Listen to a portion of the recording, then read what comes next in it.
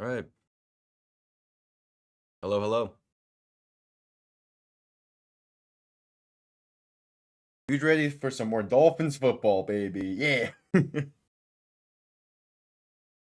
Oh, man. I have zero expectations for this game, but we are here nonetheless, hoping for a miracle to occur. Hey, how's everyone doing?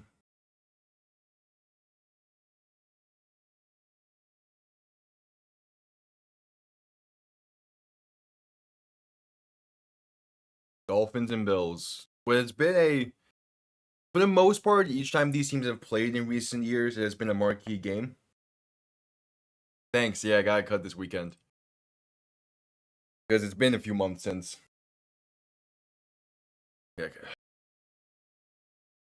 Man, Miami really should have been roughly the same record as Buffalo entering this game, but the Tua injury, a bunch of other disappointing things leaves us to be 2-5 entering this one.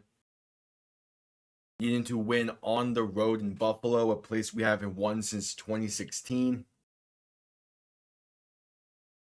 In the month of November, a month that Miami has not played well in for a while.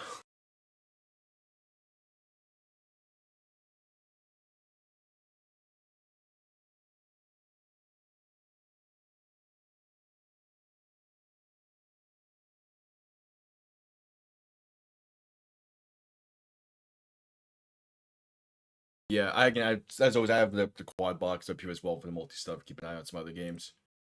In part because, Miami rough this season, but it's fun.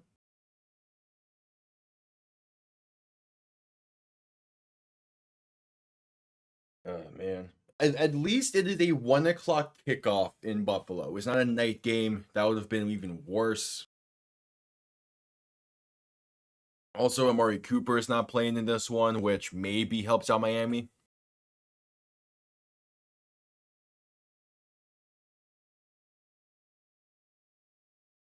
But yeah, this can be something. This is either going to be the tail end of the season, or it's going to be like the savior. Yes, right after I will be doing Green Bay Detroit as well. And we'll see. I'm either going to continue this stream into that game, like how I did the UFL streams, or if there's like a 30-minute break in between, we'll stop this and then meet back later. Yeah, I do plan on doing Detroit Green Bay, as well as Sunday Night Football. But here we go. Miami set to kick this one down. Jason Sanders sends this and is going to be downed in the end zone for a touchback. Miami will begin things from Buffalo will begin things from the 30. It feels like it's been a hot minute since I've seen a Dolphins game on CBS. I feel like the past few were on Fox. So it's good to be back on CBS at least.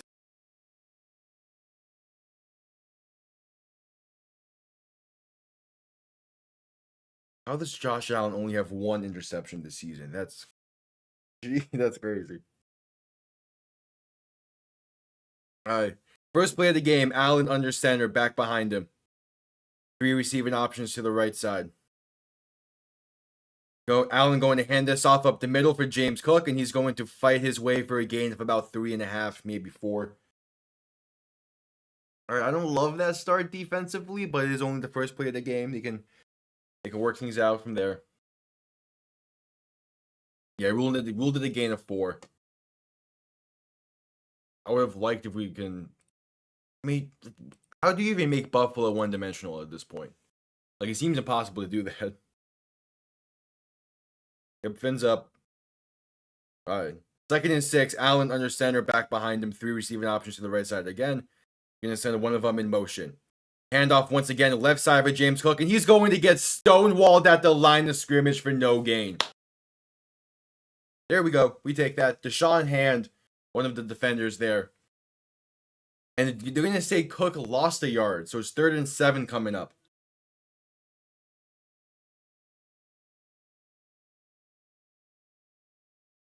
Would love a 3 and out to start things off. Would love it.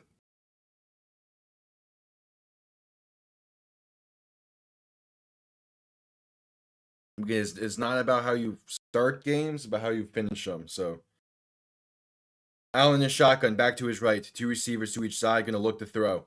Pressure comes in quick, hit while throwing, left side, incomplete. Force a 3 and out. Chop Robinson with the instant pressure off that left side. And again, a 3 and out to kick things off for Miami's defense. We will take it. Oh, Robinson would have gotten the sack if he didn't stumble out the break. That was beautiful.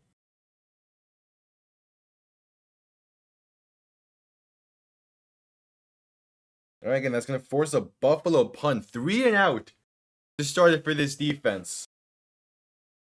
Beautiful. Punt comes off clean.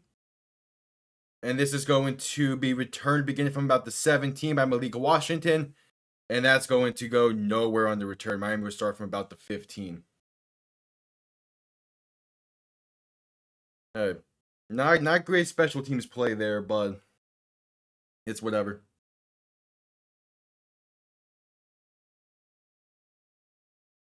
Yeah, Miami will start this drive from about the 15. Well, yeah, would have preferred the fair catch, but what you can do.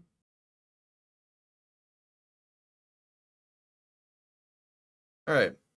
13:25 to play in this first. Miami's offense on the field. Tua under center, back behind him. 2 receiving options to each side. First play of the game for this offense going to be a handoff up the middle for Devon Achane. He's going to find a lane and pick up about 7.5, maybe 8 on the play. I love that we're giving it to him early, but we got to be consistent with giving the ball to Achane. That's the key thing. Be consistent with giving him the ball.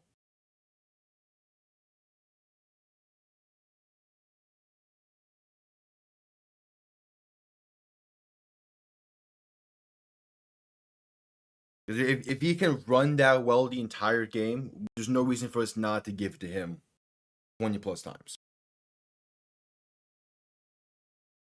Tua in shotgun, back behind him, 2nd and 2, going to look to throw, quick pass right side, caught by Tyreek, up to the 30, and that'll be a Miami Dolphins first down. Hell yeah.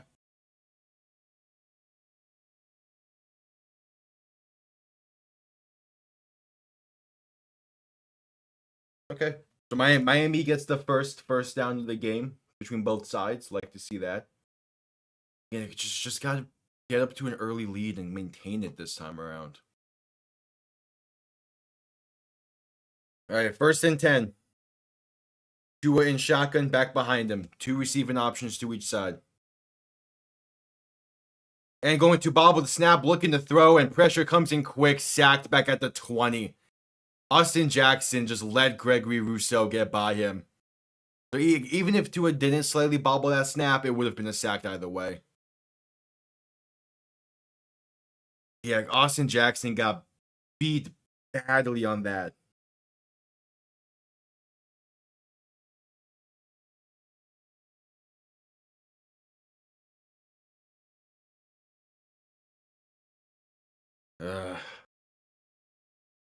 So a loss of 7 on that one. Tua in shotgun, back to his left, 2 receiving options to each side after motioning Tyreek.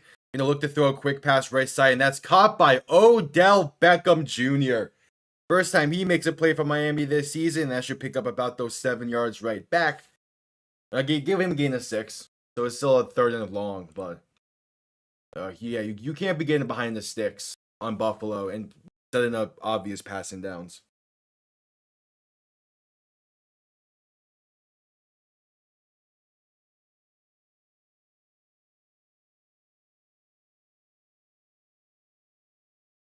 All right, 3rd and 11. Tua alone in shotgun.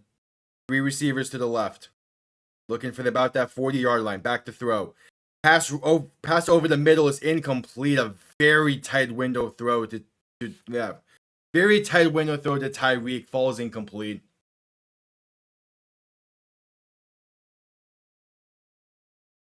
There's definitely an argument that it should have probably been like a defensive holding or something, but no, I like the no call.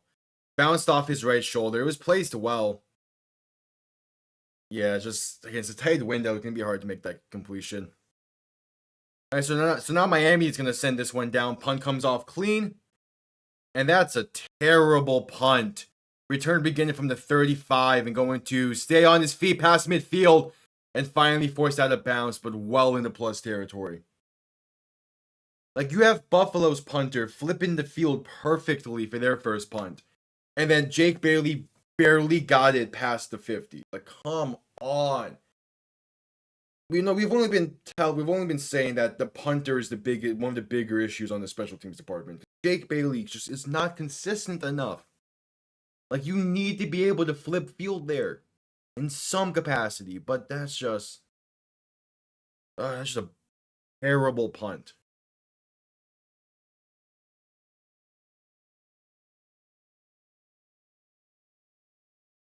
And that sets up Buffalo perfectly.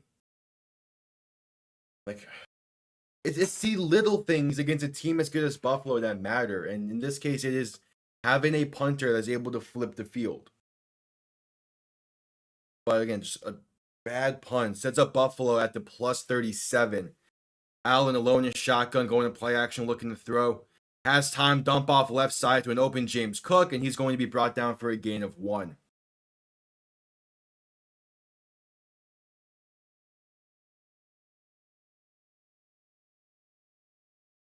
And what sucks is, like, during the draft process, I wanted Miami to draft a punter. Like, again, special teams does not get enough credit for how important it is.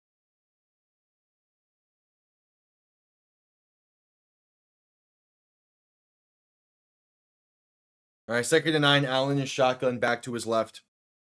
Going to look to throw once again, has time, dump off left side once again to James Cook, and going to be forced out of bounds at about the 31.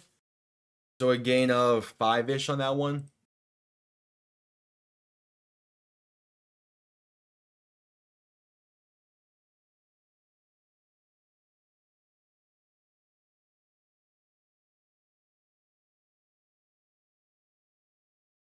Uh, 3rd and 5. It's only with a gain of 4. We'll take it. Allen in shotgun, back to his left. 3 receiving options to the right. Looking for that plus 27. Allen back to pass once again. Throw right side is caught to an open Khalil Shakur.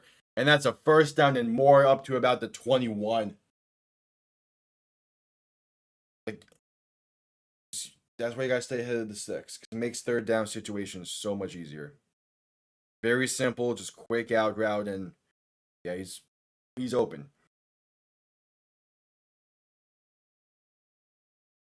The only way that doesn't get caught if it was a bad pass from Allen, but he put it decently enough. They did defense when Tour was out. They did defense, but Allen going to hand this off right side, and that's going to be a gain of about 2 up to the 20 for, I believe that's Ray Davis.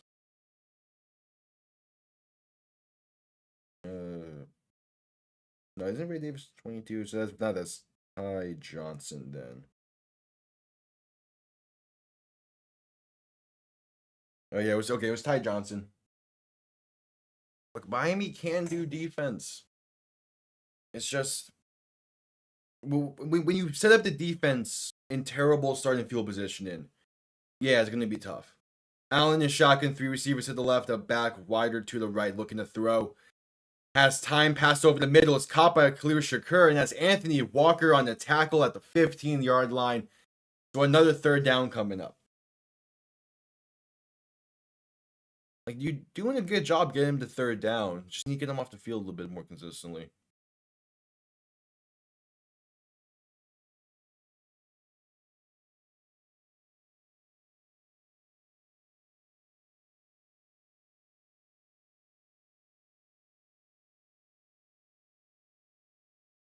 Yeah, Khalil Shakur has just been automatic when the ball's thrown his way as well this season. 3rd and 3, Allen shotgun back to his right, getting motion to back out wide. Allen going to keep it himself right side, and that's going to be a massive sack. Emmanuel Ogbah back near the 22. Try to QB keeper right side, and that was blown up instantly. Okay, perfect. Only holding them to a field goal. Like, that's exactly what the defense needed. Again, doing a great job just making sure that you don't let these special teams mistakes be a massive mistake. Like, that's a great play by Agba, getting through 3 different defenders in order to make that tackle. Well behind the line. The 40-yard try now by Tyler Bass is up and good. The Buffalo's going to take the early lead, but at least it's only a 3-point lead, considering where this drive started from.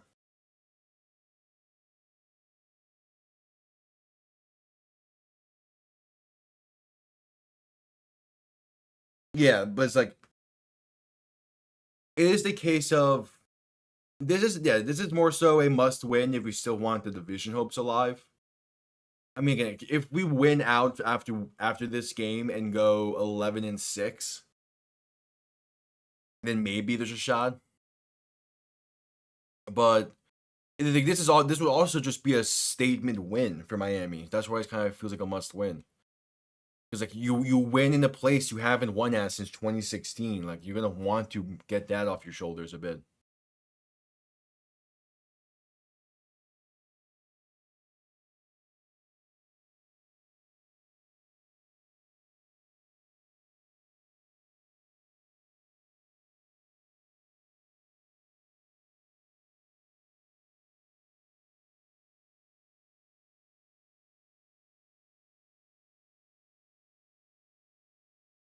I don't think we can make it a 9-8. I don't.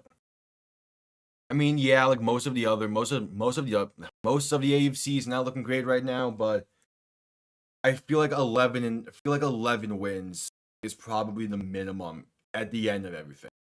11 wins will probably be the minimum in order to like make the playoffs. So like, that means we can only afford to lose one more game, and I would rather it be against like Green Bay than Buffalo. 10-7 is a maybe market for making the playoffs, but 9-8 would be a disappointing season, even if we make the playoffs, because we have so much more expectations on this season. Of course, going 9-8 would mean that we keep the whole, which means that it would be 4 straight seasons of above 500 play, which would be great. But at the same time, like, this was supposed to be the year to win a playoff game at the very least. So it's like, it definitely feels like that a win is needed here. Yeah, exactly. Well, we played the Texans, I want to say week 11 or 10. No, we had week 11. In a few weeks, we play the Texans. So, again, if we can beat them, that would be great. Because, yeah, we go Texans, then Green Bay, I believe. Or we play them after Green Bay, I don't remember. But yeah, it's like, Miami has the easiest remaining strength of schedule, which is massive. But we still need to just get one win with Tua back in order to, like, build them up, to start building all of that. All right, Buffalo going to send this one down where it is out the back of the end zone for a touchback. So Miami will begin this drive from the 30. Going to be interesting to see how a drive goes in this game that starts in actual good field positioning. And yep, there they're showing Tua's record against the rest of the AFC East. Undefeated against both New England and New York. Buffalo has been the issue.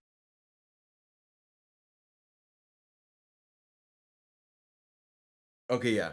Yeah, like, those final 4 games don't look that difficult now at this point, but still, like, it's gonna be.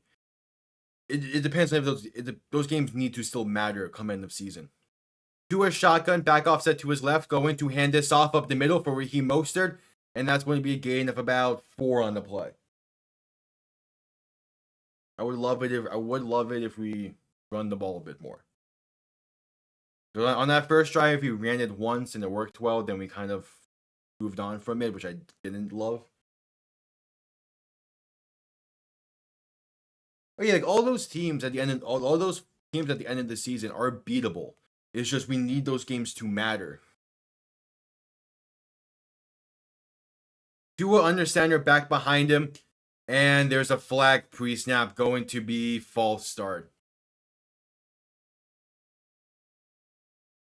False start on Durham Smythe, 2nd and 11 coming up. Yeah, the last time Miami won in Buffalo was 2016. So I guess what, like, my hopes aren't that high for this. But again, after how this season has played so far, it would be the most Dolphins thing to somehow get a win today. Tua under center, back behind him, 3 receiving options to the left. Going to hand this off once again up the middle, and that's just blown up at the line of scrimmage. No gain for Jalen Wright. That's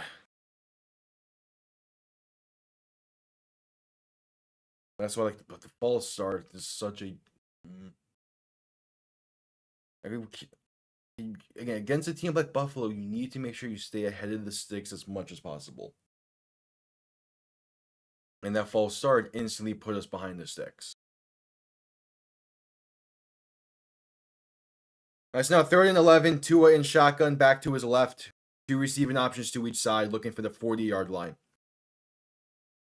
Tua back to pass, looking to throw, going to dump it off over the middle to Raheem Mostert, who has the blocking for the first down and more, and bulldozing someone at the 45 for a Miami first down. Hell yeah. All right, we take that. And now there's a flag on the play. I swear if this gets called back, I'm going to lose it.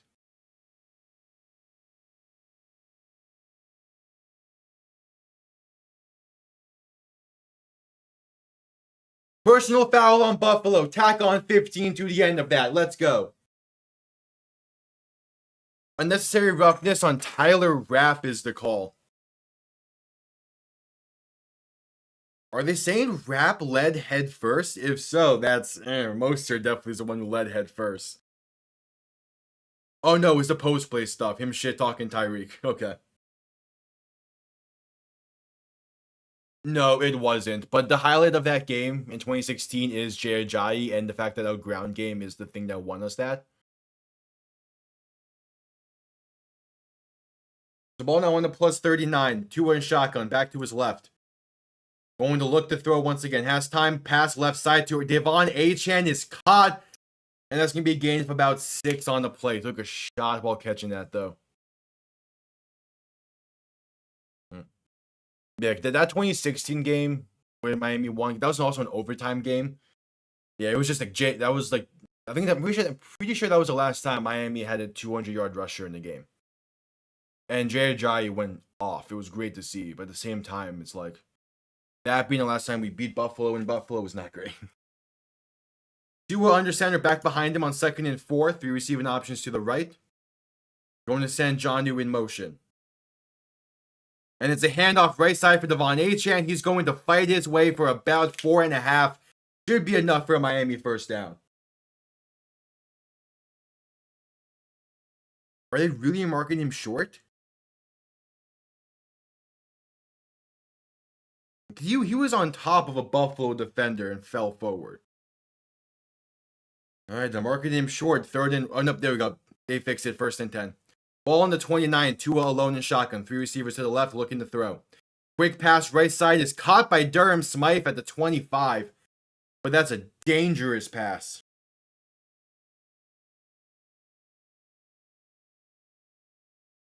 Oh shit, Chris Olave just took a massive hit. Jeez. Now we feel more confidence in Miami's in field goal range, but we're back near the 40 with Jason Sanders.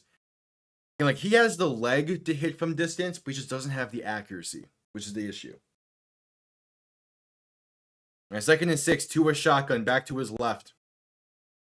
Going to play action, looking to throw, rolling left, going to dump it off to Jonnu Smith, and he's going to be brought down at about the 20.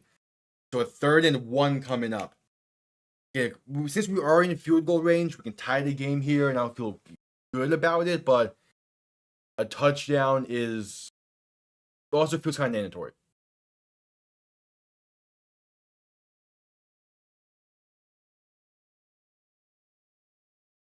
Like, you need to capitalize on every possible drive. So 3rd and 1, Tua under center. Going to hand this off up the middle, and that's blown up because Durham Smythe can't block. That's a loss of 1 on the play. Am I behind on this? That's It's just a weird play call. If you're gonna do a run up the middle, why make it an offset run? Like, why are we having Mostert offset to the left for him to run up the middle? All right, Jason Sanders on for the field goal try to make this a tie game. 39-yard try. The ball is centered on the field. Kick is up, and it is good. All right, we get a tie game. I ain't thrilled at this game being tied, but at the same time, I will take it at this point.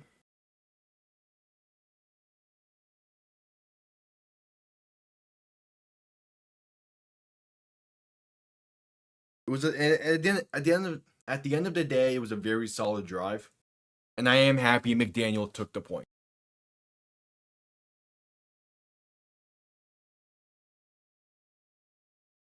Chris Olave took a big hit, and it's the card coming out. Damn. It sucks.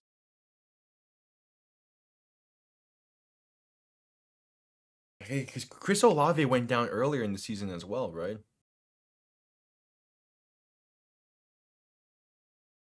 That is smart to only go with $1 for this one. Because yeah, I was like it's the whole any given Sunday thing, but at the same time, I'm cautiously optimistic.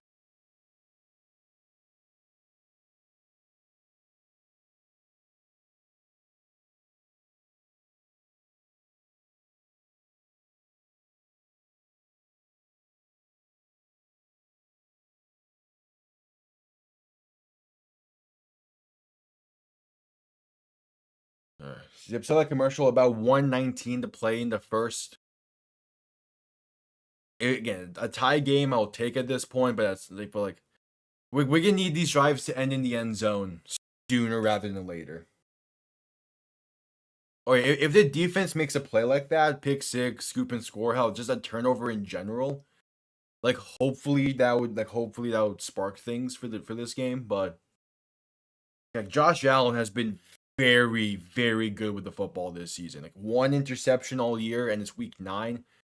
Like he has definitely improved he has improved his decision making for sure.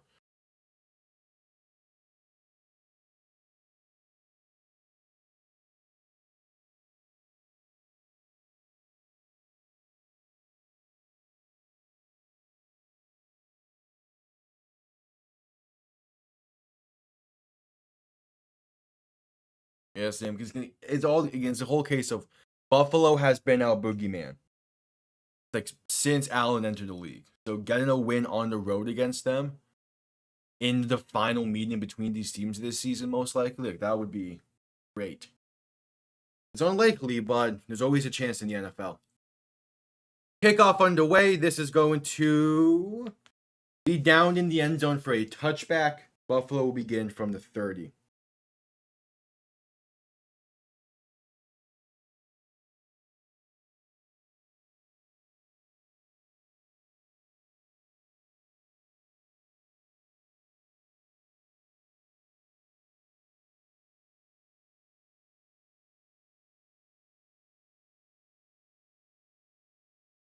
Second.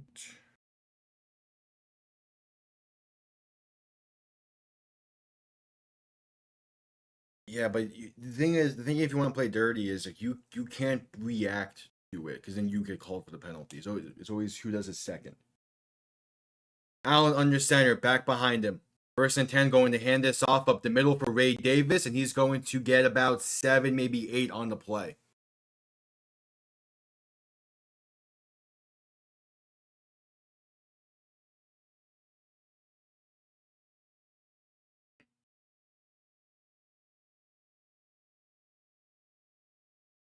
Oh, Derrick Henry just trucked his own lineman and the defender who's being blocked there.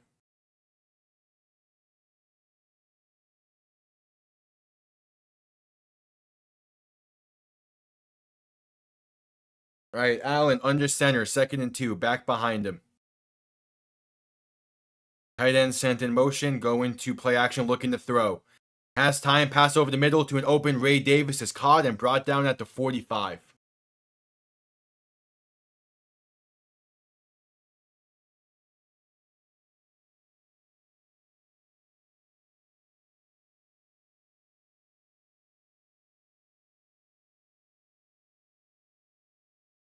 All right, and that might have been the final play of the first quarter. So tied up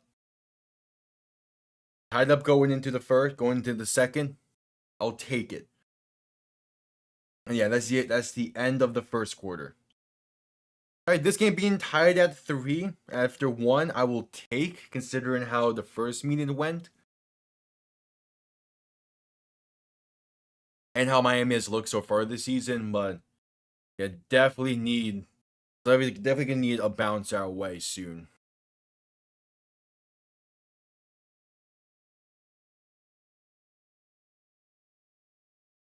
Yeah, so since in between quarters, we had a commercial break, and quickly use this time to say, if you are new, subscribe, greatly appreciated. Leave a like as well. A bunch of play-by-plays all season long. Today, after this one, we're doing Detroit versus Green Bay, as well as Sunday Night Football. Plus, we're going to do Monday Night Football tomorrow night between the Buccaneers and the Chiefs. Yeah, stick around. Greatly appreciated. Yeah, we'll do that as well. Quick across the league update. So, Atlanta up by 4 against Dallas with ball. Baltimore is up by 7 against Denver in a 7-0 game. The Saints are up by 3 inside Carolina's 20 with the ball. Chris Olave took a massive hit in that one and was carted off the field, so hope everything is good over there. I have not seen the hit yet. Actually, I'm about to see it now. Ooh, yeah, he got sandwiched on a high ball. Yeah, that's... And of course, the Panthers players were upset why this penalty. Oh, he's not. Yeah. Prayers up for Chris Olave. That's a tough hit to take. All right, all squared up between Cincy and Las Vegas at 7. The Chargers have a 7-point lead over Cleveland. Washington up by 7 over the Giants. And then the Titans up by 7 over the Patriots. Yeah, the Panthers did sweep the Stars. I'm talking about the Florida Panthers there. It was a great 2 games. It felt good for it. It was great seeing Barkey and Lundell get goals in the home country. And the big thing is, like, this Panthers team is looking better than last year. And they won the cup last year. Like, it's incredible. What I hate is I have to wait till Thursday to watch them again because they're making their way back from Finland. All right, just coming out of commercial break here.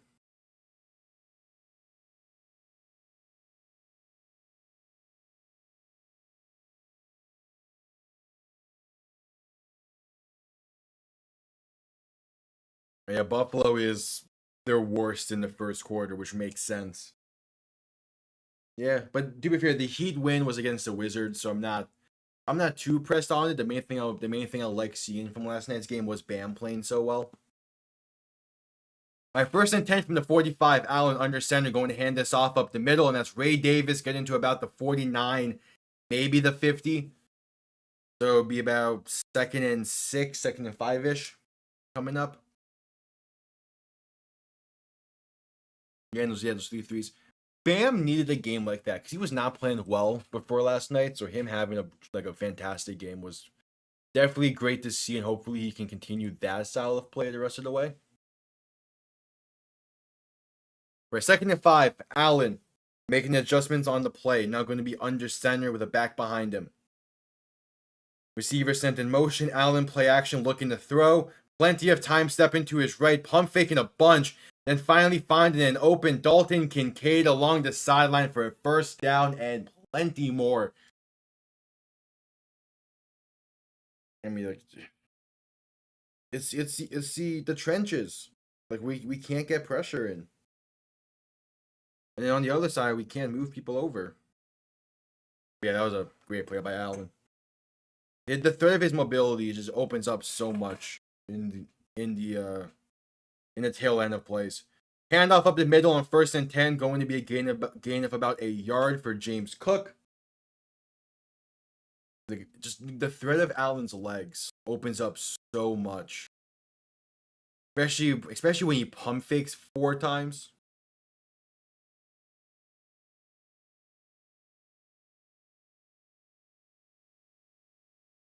All right, so 2nd and 8, they ruled it a gain of 2. We need to find a way to scheme open free rushers, though. That's definitely seems clear. Allen under center, 2 receiving options to each side, going to play action, looking to throw. Has time, going to dump off to a wide open receiver on the right side. That's Khalil Shakur, and that's going to be a gain of about 9, maybe 10, enough for a Buffalo first down. Like, I could understand if that was a tight end that was left that wide open on a block and release. But that's a block and release from a receiver, and no corner realized that he was lined up there.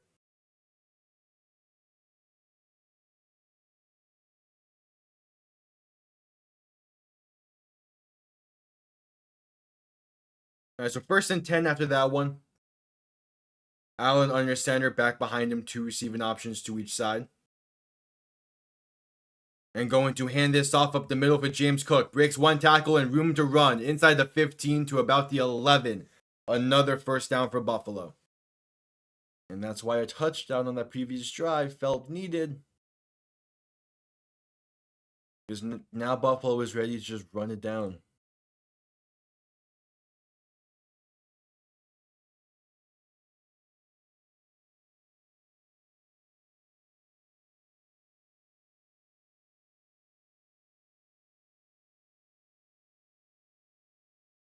All right, so 1st and 10.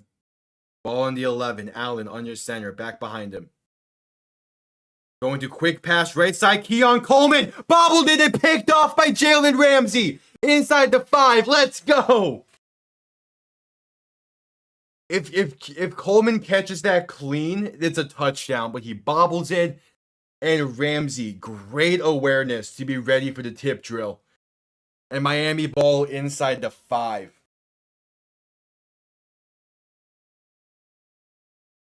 Off the shoulder, and Ramsey, great job stealing that ball afterwards. All right, that's beautiful. Capitalize.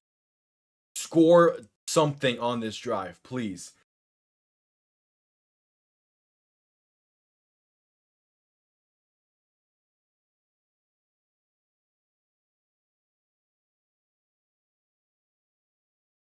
But that was beautiful.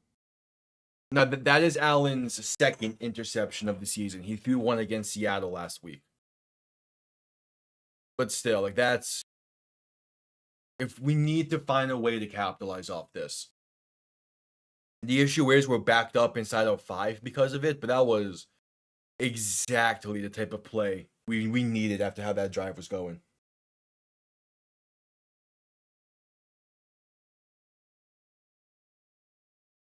Oof. Run the ball. But at the same time, like, you don't want to be punting from deep in your own end zone against Buffalo.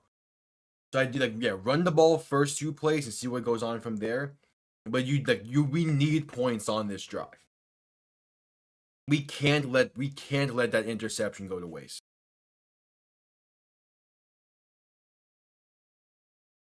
We cannot let it go to waste.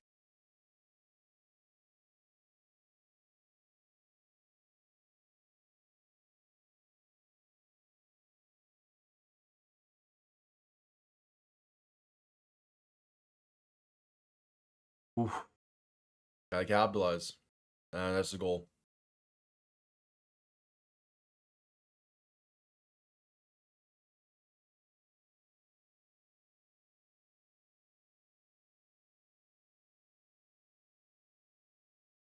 If Miami fails to even get a field goal out of this.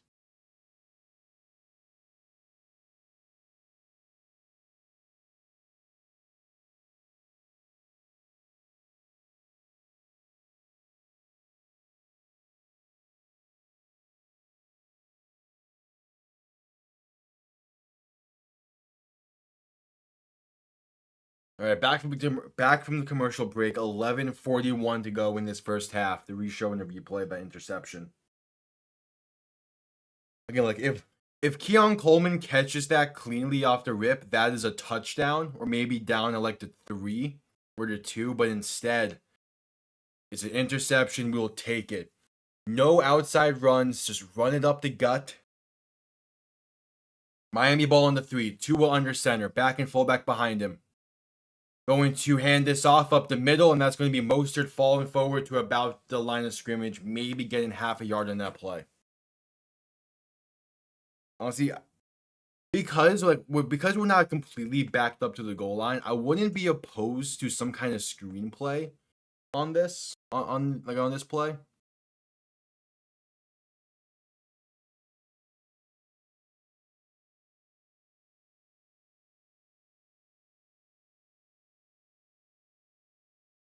I ruling it a gain of 1, 2nd and 9, Tua.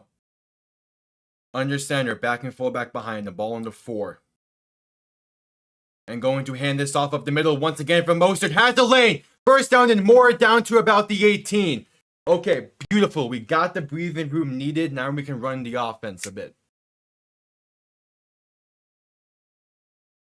Oh yeah, Mostert.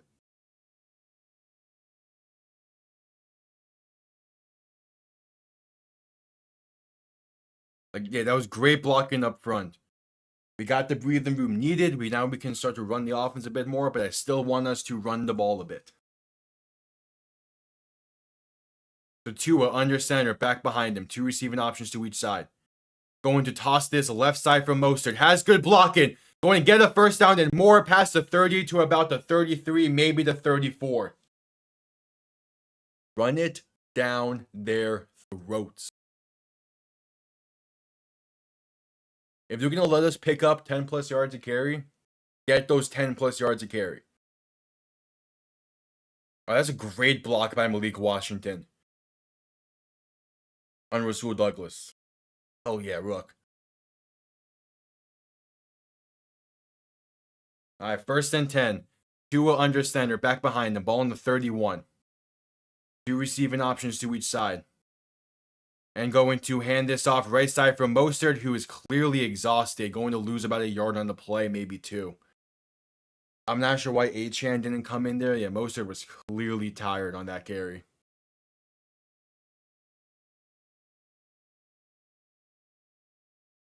All right, only a loss of 1. Isn't great, but at least it's not a loss of more. But yeah, I'm not sure why Mostert was still in on that play. Again, just pure because most Achane, right? I want them to get 3-4 carries in a row if they're running hot.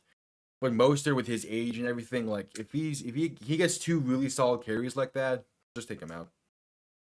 Tua in shotgun, looking to throw in 2nd and 11. Gonna shovel this to Jonnu Smith, right side. Has some good blocking, going to work his way to the 40 for a gain of 10. 3rd and 1 coming up.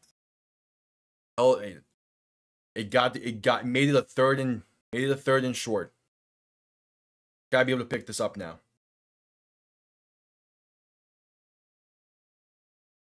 It is great to see Jonnu Smith kind of come into this role that he has been the past few weeks. It's been great.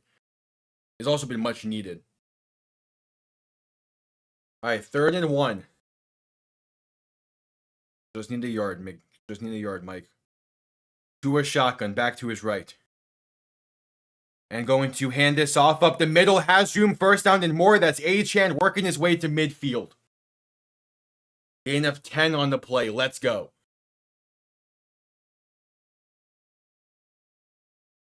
Let's go. This drive ain't finished till we get points.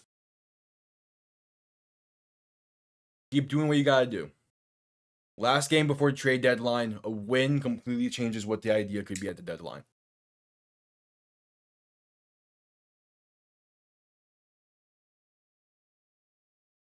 All right, 1st and 10, ball in midfield. Tua shotgun, back to his right. 3 receivers to the right as well. Going to look to throw. Quick pass left side. Is going to be caught by Odell, working his way to about the plus 43-ish, maybe 44. A nice pickup on 1st down. Yeah, just doing a good job working against Rasul Douglas there.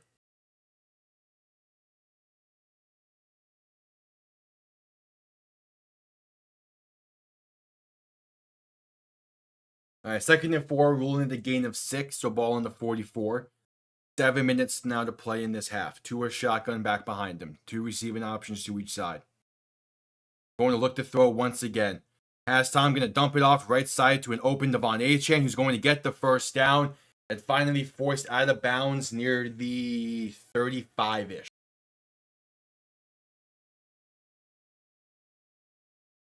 Hey, we take that. Just keep the chains moving. Keep moving the ball down the field. Capitalize on the mistake Buffalo made that previous drive.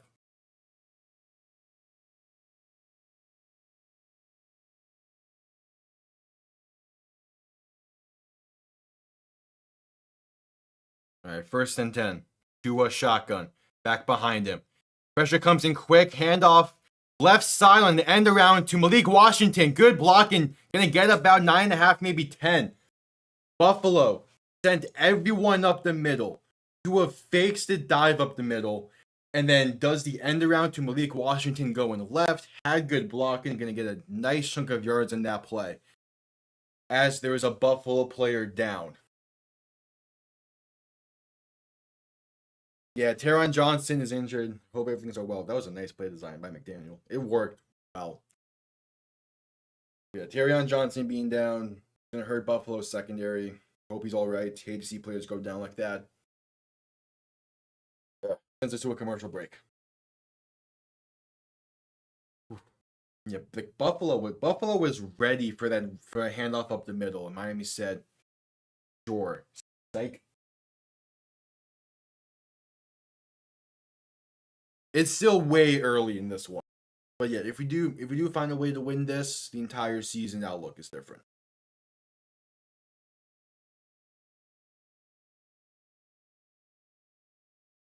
We gotta take it one play at a time.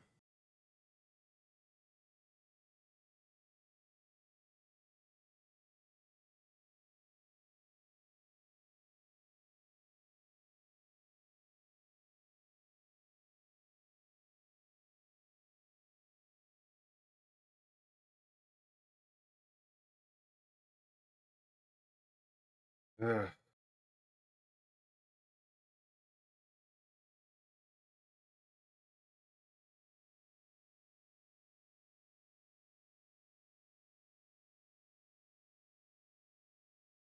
Yeah, but this has been a great job. Exactly. That's deferred it. We can talk all we want about season outlook being different and what season looks after this game.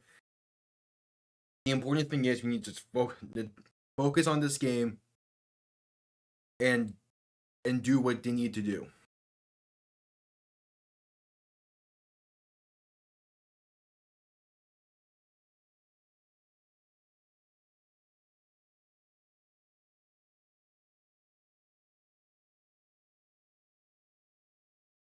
Because again, this drive has been beautiful when it comes to like trying to capitalize off of Bill's mistakes, and that's been something Miami has struggled with this season.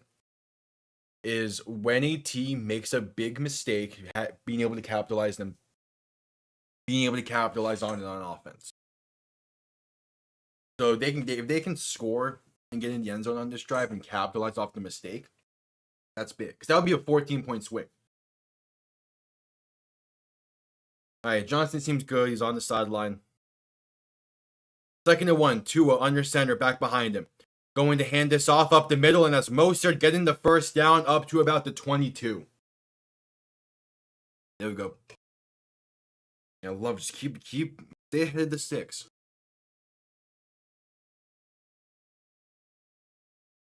Keep doing what you gotta do.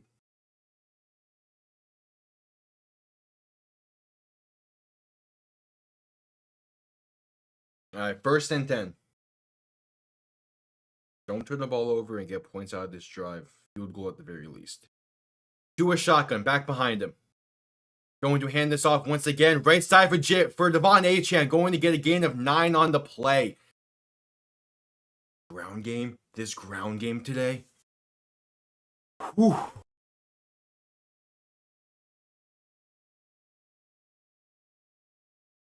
Oh, that hole that is opened up for Achane on that play is beautiful.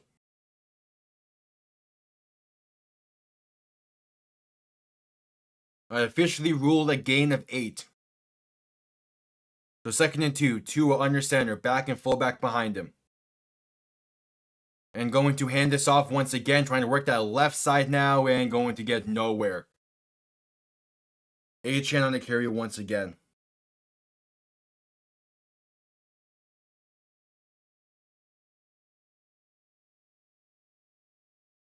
All right, 3rd and 2. Miami going lower, hurry up. Tua alone in shotgun. 3 receivers to the right, 2 to the left. And Buffalo is going to call a timeout. Beautiful. Make them waste a timeout early. Because, yeah, they were not ready if Miami would have snapped that ball. All right, 4:23 to play in the second. You get 30-second timeout. Ugh. Big 3rd down coming up. Again, you want this drive to cap off in the end zone.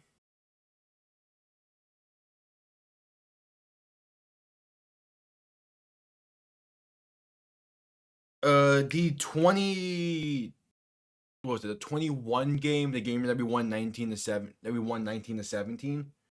No, the game we won 21-19 in Miami. That game I felt good about the entire way. To be fair, I was also at that game, so could have just been me feeling off the crowd. In 2010. Hell yeah.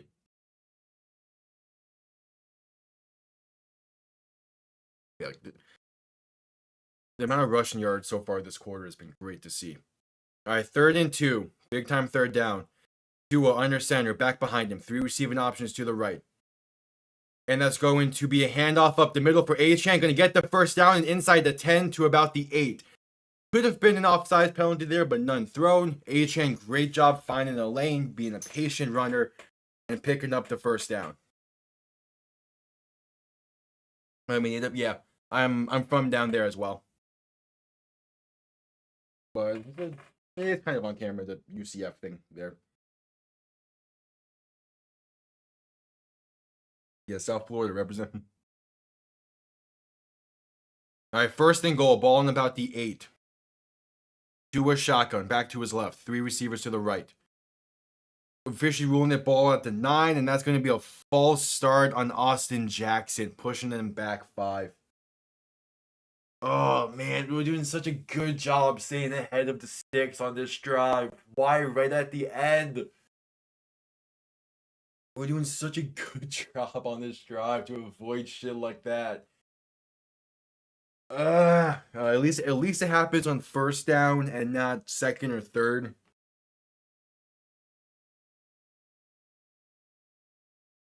All right, so 1st and goal, Tua shotgun, back to his left and look to throw. Has Tom gonna dump off over the middle to Achane, halfback angle, and has room. Touchdown Miami. Devon Achane, untouched, 14 yards. Miami takes their 1st lead of the day. Let's go. Beautiful. Capitalizing off of the mistakes of Buffalo's offense. A 14-play drive that was moved down the field beautifully. And yeah, it's that good old Texas screenplay Miami loves. The halfback angle. Achane completely untouched for 14 yards, and Sanders is going to make this a 7-point game. Hell yes.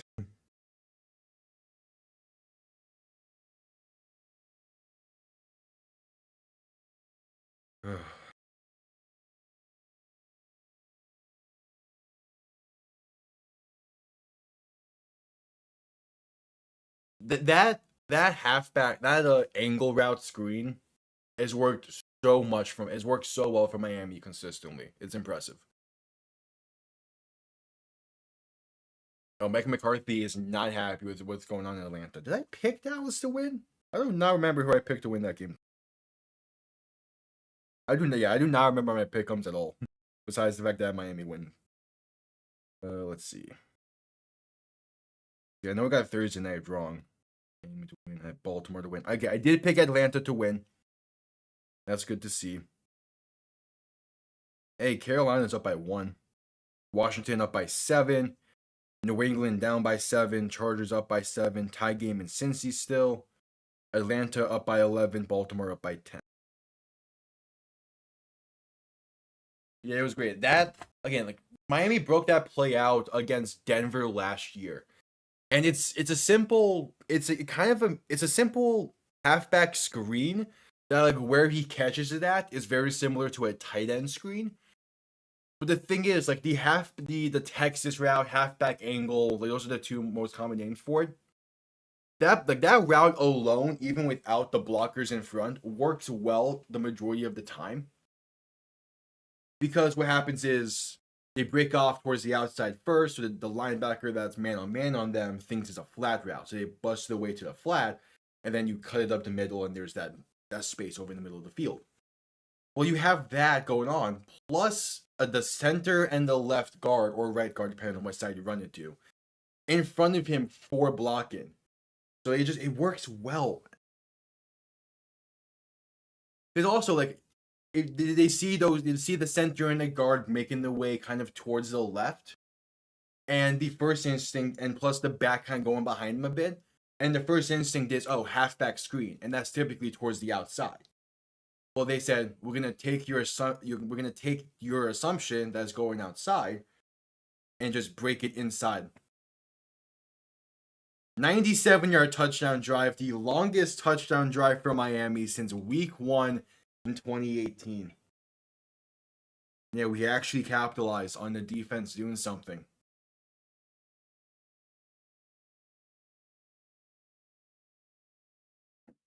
All right, 3:20 to play in this first half.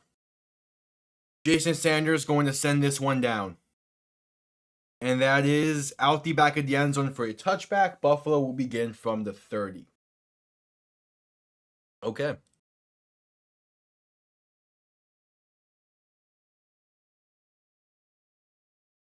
Portland Sutton threw a touchdown to Bo Nix on 4th down. Damn. And he mossed the defender in the process.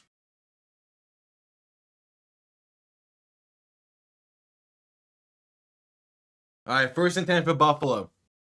Allen under center, back behind him. 3 receiving options to the right side. Allen looking to throw. Pressure comes in quick. Pass left side is low. And they're saying incomplete towards Dalton Kincaid. And you get in the pressure in quickly, and when you have so far, it has forced errant throws like that. And that is beautiful to have in a situation against. It's beautiful to have.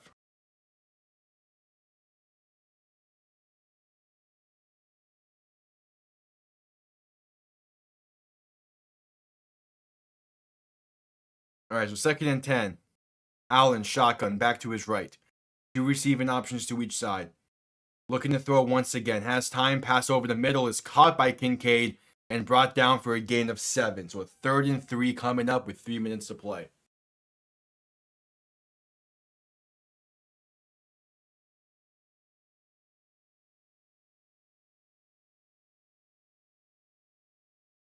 All right, 3rd and 3. Come on, defense.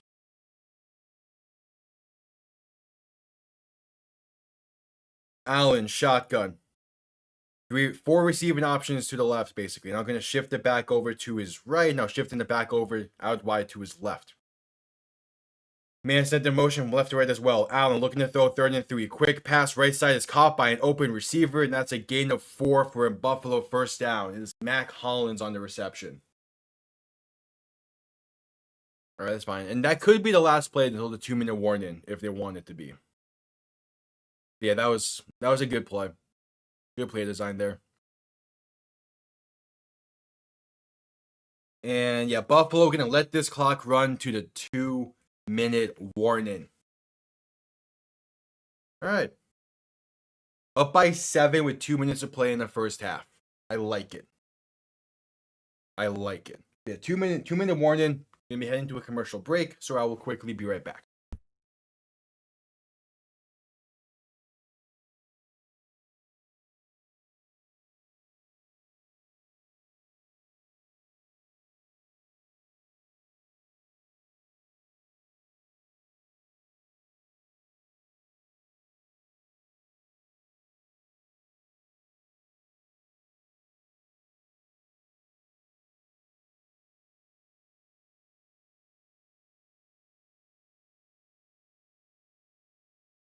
All right, we back.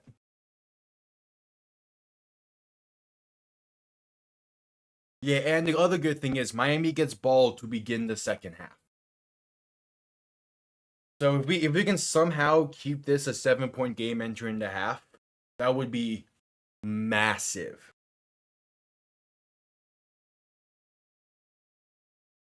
Or if we can like get a turnover of some kind and make it a 2-score game at the half, like we're in a great spot here if our defense can make another big time play.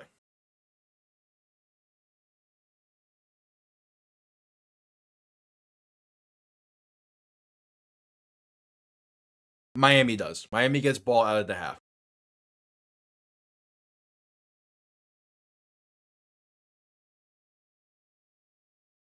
Like that's why like what's been happening has been big. And like that drive, it being like a primarily run heavy drive, that worked really well. Like it's big.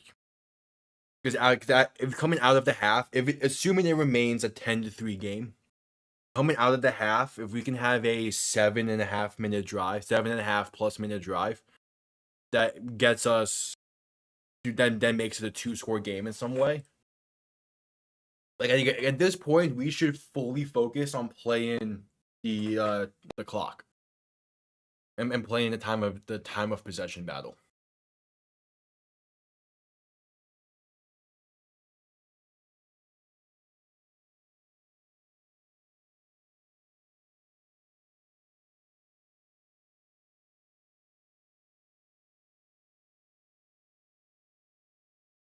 All right, just coming back from the commercial break. 1st and 10 from the 42. Allen, shotgun, back to his right. 2 receivers to each side. Back to pass, looking to throw, has time, pass right side, going to be incomplete, and a flag comes in late. Going to be DPI on Cam Smith, most likely. Mac Hollins, the intended receiver. Can't be having that. Yep, DPI. Just can't be having that.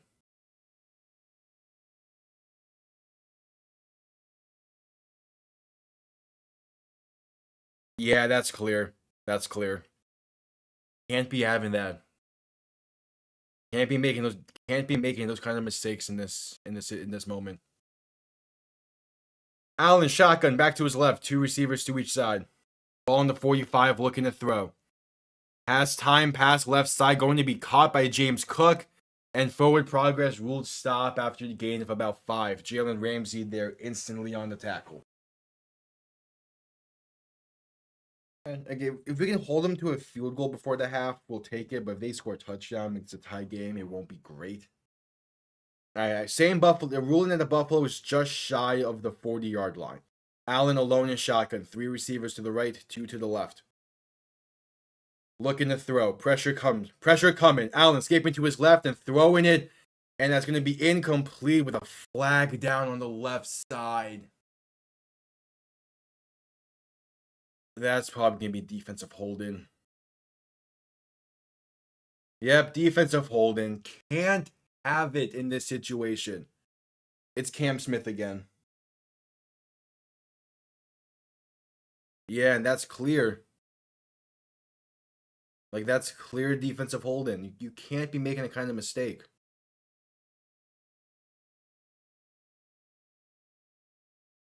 I said that was a throwaway. Like the ball wasn't even going to go towards Mac Hollins. I mean, most likely wouldn't have been. But you can't be making that kind of mistake. Ball on the 35. Allen shotgun back to his right. 3 receivers to the left. Receiver sent in motion. Allen back to pass with time. Quick pass left side to Mac Hollins is caught inside the 25 to about the 23. And the clock continues to tick. About a minute to play. Buffalo going hurry up. Allen shotgun back to his left. 2 receivers to each side. Looking to throw. With time, going to dump off right side and incomplete off the hands of James Cook. All right. Can they find a way to hold him to a field goal again here? That'll be big. Just can't let him get in the end zone.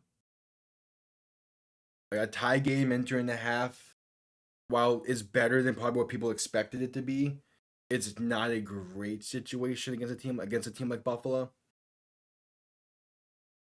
All right, just under a minute to play. 2nd and 10. Allen shotgun back to his right. 2 receiving options to each side. Going to look to throw pass right side to an open Khalil Shakur.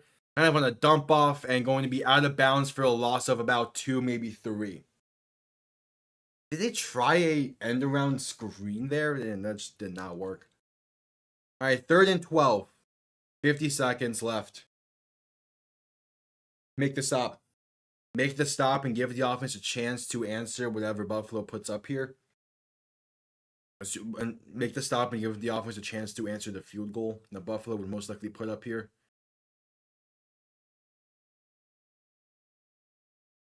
Allen, shotgun. 3 receivers to the right. 3rd and 12. Now making it 3 receivers to the left. And Buffalo's going to have to call a timeout. We're not going to get the snap off in time. All right, we'll take it. Have them rethink the 3rd down.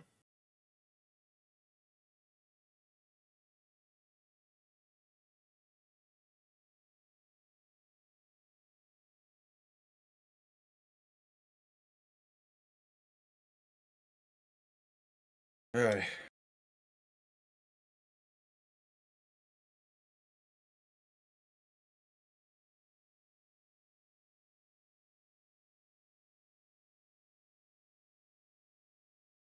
"30-second timeout for that one.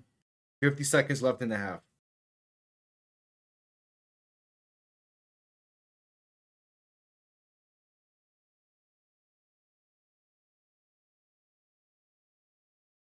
Third and 12.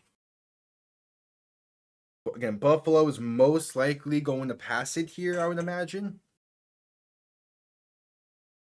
So it's like, do you play the sticks or do you try to get the pressure because of Allen's mobility? Like, it's a tough decision here.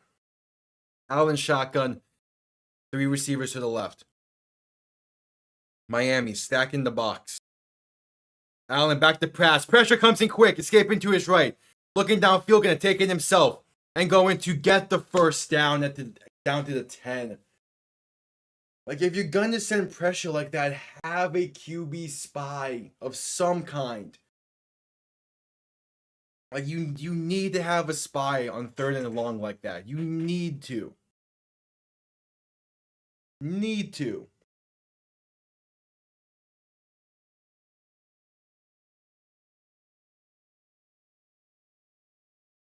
Like, you straight up need to have a QB spy if you're going on 3rd and 12.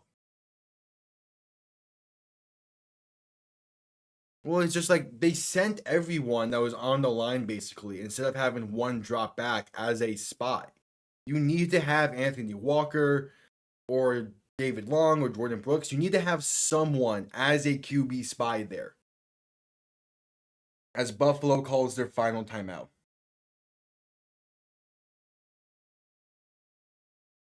Honestly, that's been one of the bigger issues with Miami against Buffalo this since Allen arrived, was not being able to stop his mobility. And part of it is like Miami just fails to like put a QB spy out there.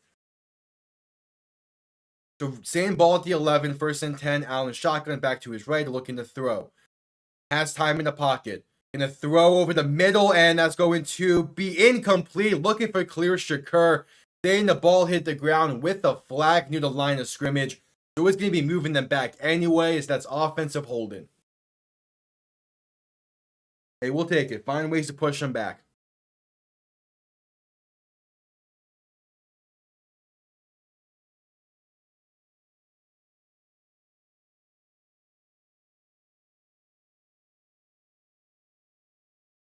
And yeah, Deion Dawkins was holding Chop Robinson while he was already down. All right, so 1st and 20. Allen shotgun back to his right. 3 receivers to the left. Ball on the 21.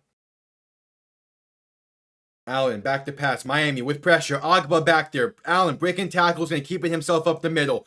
Plenty of room. Why? How is the entirety of the middle of the field open? There is a flag. There is a flag on the play, but as it stands, is a 21-yard rushing touchdown from Josh Allen, who was untouched. And it's going to be brought back again. Offensive holding. Thank fuck. How is the entirety of the middle of the field open? They're calling offensive holding on Osiris Torrance. Again, thankfully. But like, how is the entirety of the middle of the field that open? And yeah, that's a clear holding.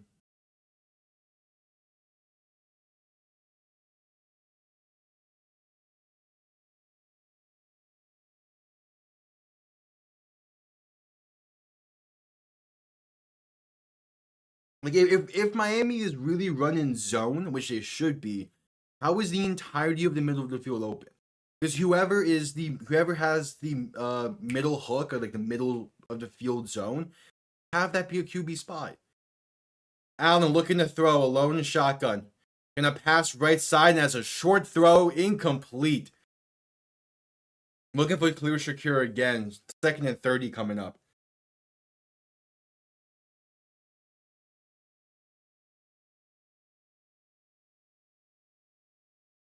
Like Miami's playing zone, but they're having the hook defender over the middle not be a zone instead, and not be a spy instead. And I feel like it should be a spy in the situation. 2nd and 20, ball on the 31, 22 seconds left in the half. Allen shotgun back to his right, 2 receivers to each side. Looking to throw, quick pass right side is low again and incomplete. Looking for Dalton Kincaid. That is back-to-back throws by Allen. That is at the feet of his receivers. Jeez. And that makes a 3rd and 30. Yeah, that's a low throw, man. All right, 3rd and 30. Buffalo, no timeout, so have to pass it here. We're trying to get out of bounds. So Allen, shotgun, back to his right. 2 receivers to each side. Play clock ticking. To get the snap off in time. Allen looking to throw. Has time. Gonna dunk. Just gonna chuck it out of bounds. Right side, incomplete. Forced to throw away. That ball landed in the stands. So it's a 4th and 30 coming up. And out comes the field goal unit for Buffalo with 12 seconds to play. After everything that happened, this being a long field goal try, we'll take it. All right, so this one from 49 yards out and the right hash. The kick is up, and Tyler Bass is going to make it a 4-point game. Kick was right down the middle.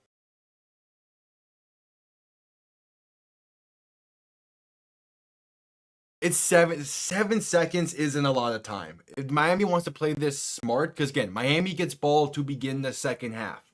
There is no need to try and force anything. If the ball is kicked to the back of the end zone, knee it and get to halftime with a 4-point lead. I do not want to see Tua take a single. I do not want to see Tua even do a one-step drop. Like if he sees the field here, I want him to take a knee instantly. I do not want to see him drop back at all. There's no need to force anything on for 7 seconds. Take the lead into the half and go from there.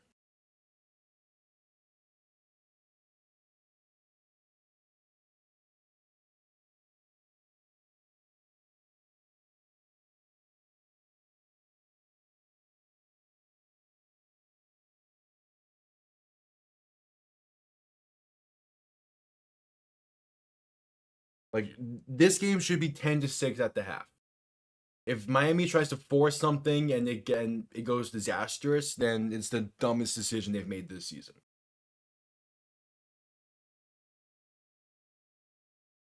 Like there's no need to do anything drastic here.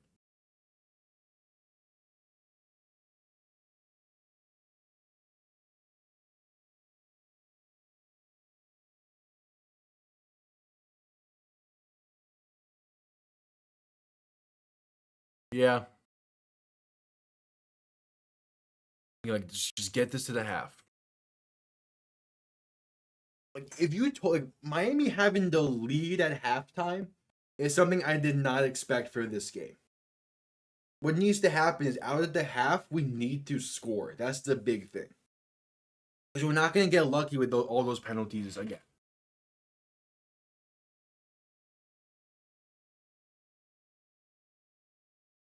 So we need to score out of the half.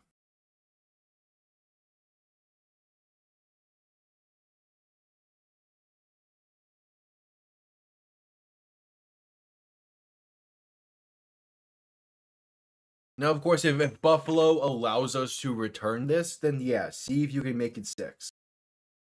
But there's no need to force anything if the offense has to see the field. There's no need to force anything.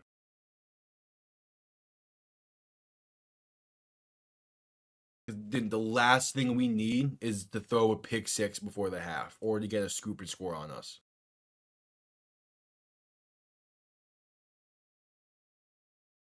All right, kickoff underway. This is going to be returned from the goal line. This should be the final play of the half. And going to have room on the right side and brought down at about the 33-ish. That's a great return. But 2 seconds left on the clock for this half. Just get Tua out there to need the ball. There's no need to do anything else with this. There's no need to force something down the field. It's like, I mean, maybe you could try and get a DPI in field goal range, but there's just no need. Like, just take the knee, get it to halftime. And that's exactly what Miami is going to do. And Tua knees it. That gets us to halftime. Miami, a 4-point lead with ball coming out of the half. So this game is going great so far. You really need to get on the board coming out of the half.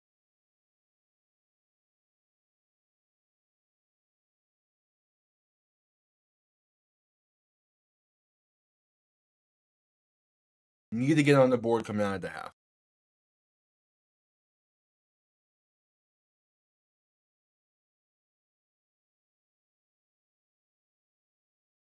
We have halftime. Yeah, I'll gladly take being up by 4.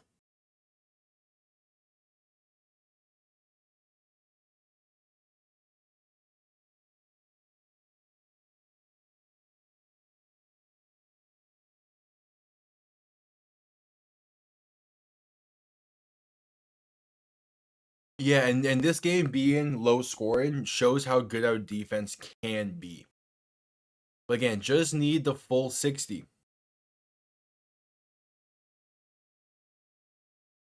We just need the full 60 coming out of the half here. Need the final 30.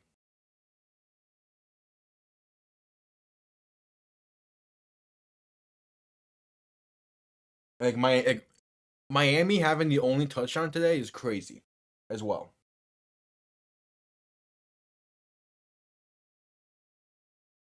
I know that, but Buffalo is not letting us win. That's definitely not what's happening. It's just they're seeing a team they weren't expecting to see.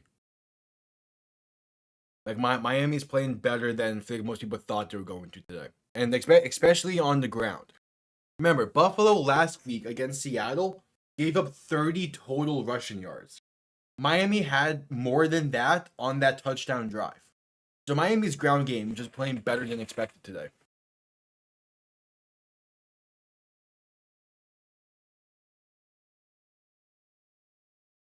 So that's the big thing. That's why it's like coming out of the half, we need the ground game to keep up that level of play.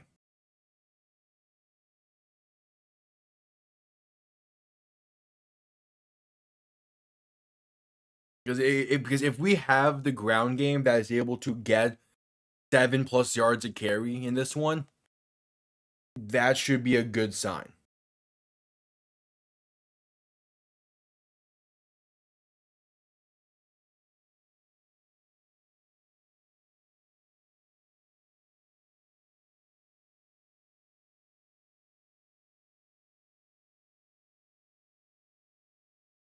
As again, we're at the half. So real quick, let's see what's going on around the league. As most games are also entering the half right now. The Falcons going to be up 14-10 at the half in that one. Baltimore are going to be up 7. Baltimore's up 17-10 with a minute to play, and them getting the ball back. Obviously, the score here in this one. New Orleans up 13-7 with about 2 minutes to play, and they have ball backed up in their own territory. Tie game in Cincy all up at 10, but Cincy has a first and goal from the Vegas 10s, hoping to get the lead entering the half. The Chargers up 20-3 with 2 minutes to play until halftime there. Washington up 21-7 at the half, and then Tennessee up 7-3, and with a chance to extend the lead before the half. Yeah, this Bengals Raiders game is not going how I expected it. Like it seems like a really good game. Or at least it seemed like a solid game.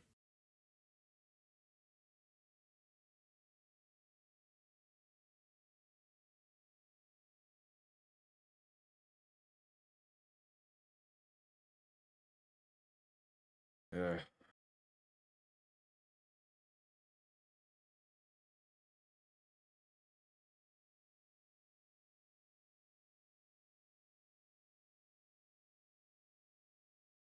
Yeah.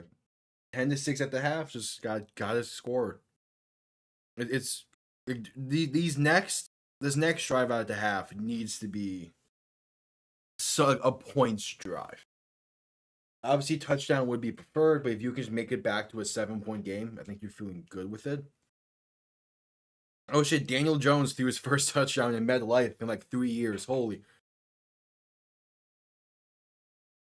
God damn, Austin Eckler. What a 1-yard touchdown run. Yeah, we're at halftime. And again, what has been a great day for Miami, playing better than expected. But you still need a final 30 minutes. Like this is the third straight week that Miami has a lead entering the half. Or is it? Yeah, because I'm pretty sure they were tied against New England. So third straight week lead entering the half. They need to capitalize on this one. They need to capitalize on this lead. Again, a divisional win on the road against Buffalo. Like that could do wonders for the season.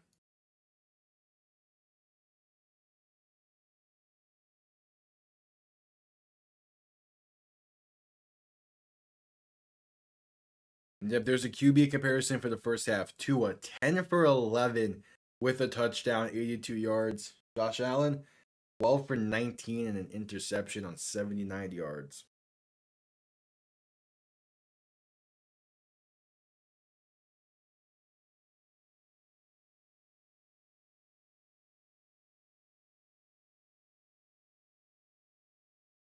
Oh boy. And again, like with the Jets winning as well on Thursday night, if Miami wants to stay at second place in the division, they need to win this one.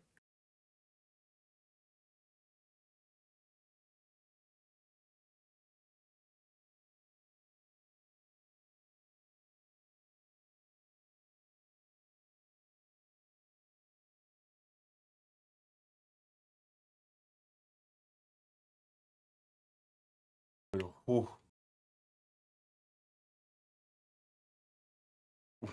What do, what do you mean by he jinxed us?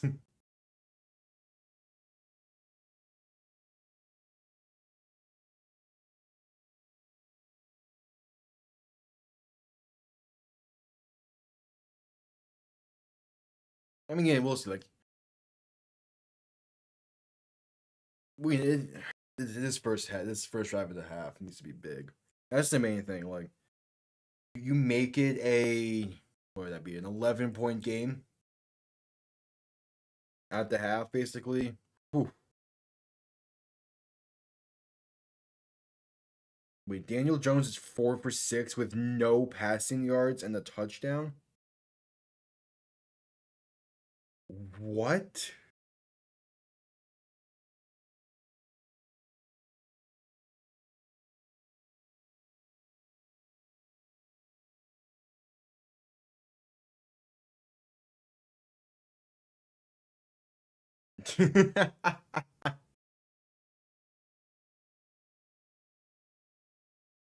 Well, again, obviously that ain't true.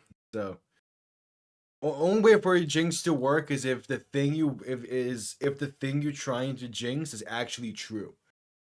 That's what like the announcers jinx. Whenever they say a kicker is like really good from whatever range, and then they miss the kick. It's like, oh well, you got to shorten the probability scale there. You can't jinx something that is that is clearly false.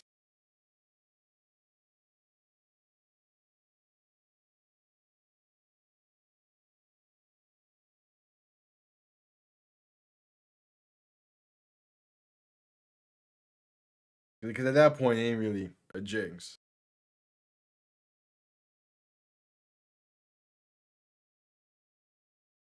Oh, did Zay Flowers score right before the end of the half? He did. Yeah, Baltimore got this one in the bag against Detroit. I got him against Denver. Yeah.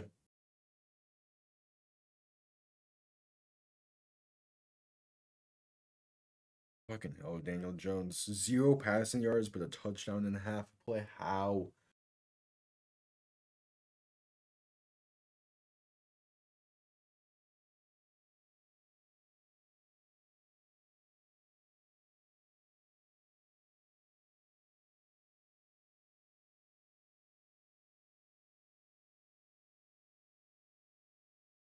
Drake London is officially out for the remainder of that game. Oh, man.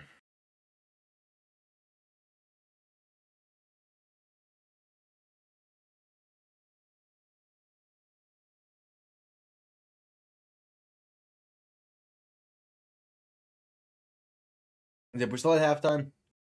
Still at halftime. With a commercial break here. Need to finish off one of these drives. Like, you need so much feels like it's riding on this first drive out of the half. It's because we have the lead and we're getting balled to begin the half. Like so much is riding on this, it feels.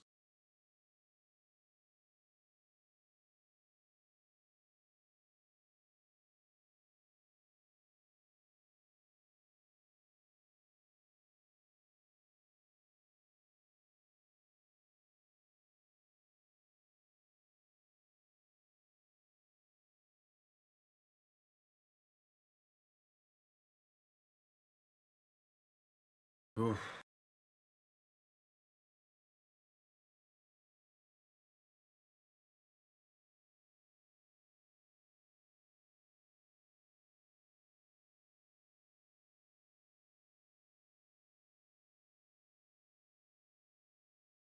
All right. Should be coming out of halftime shortly. Again, Miami will get balled to begin the second half. It was a very, very important second half drive.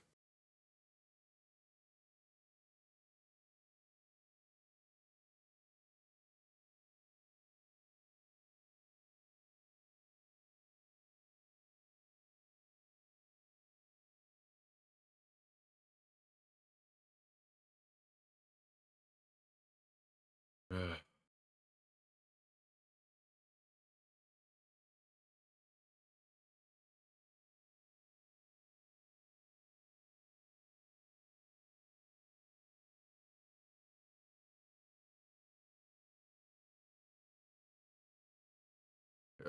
Come on.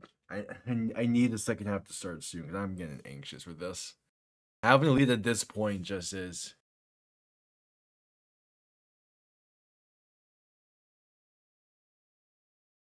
There you go. Showing the highlights of the first half. We're out of the commercial break. Second half kickoff will be here any minute now.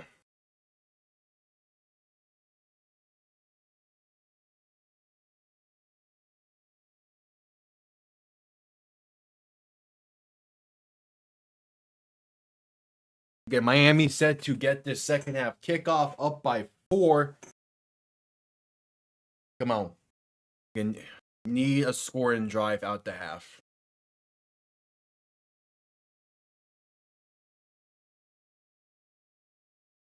Need a scoring drive out the half.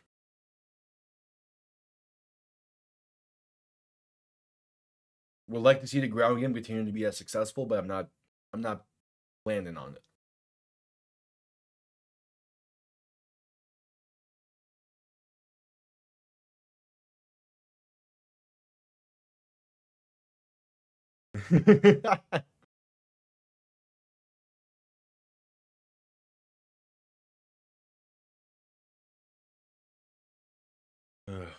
We'll see. As Tyler Bass sets up for this opening half kickoff. And here we go. Tyler Bass sending this one down. And that will be down in the end zone for a touchback. Miami will begin from the 30. I like that field position. I like that field position to start things off.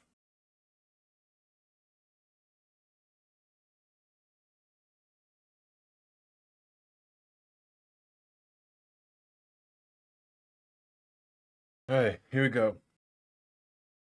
And there's a lot on this. The first play, the first drive, it all could completely swing things.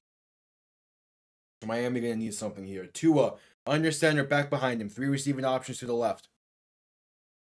And first play of the half is a handoff left side for Mostert. He's going to break 1 tackle, room to run, and tripped up after a gain of 7. Oh, had so much room if he didn't get tripped up there. But that's a great way to start off this drive. Like, that's beautiful. And Tyler Rapp. Oh man. Alright, so gain of 7. 2nd and 3. Keep ahead of the sticks. Simple. Tua looking to throw in 2nd and 3. Quick pass left side, wide open. Mostert, room to run down the sideline. Pass midfield and force out of bounds near the 45, maybe the 44. And as a first down for Miami. Beautiful. And don't need to do anything too fancy. Just you have a wide open receiver, take it.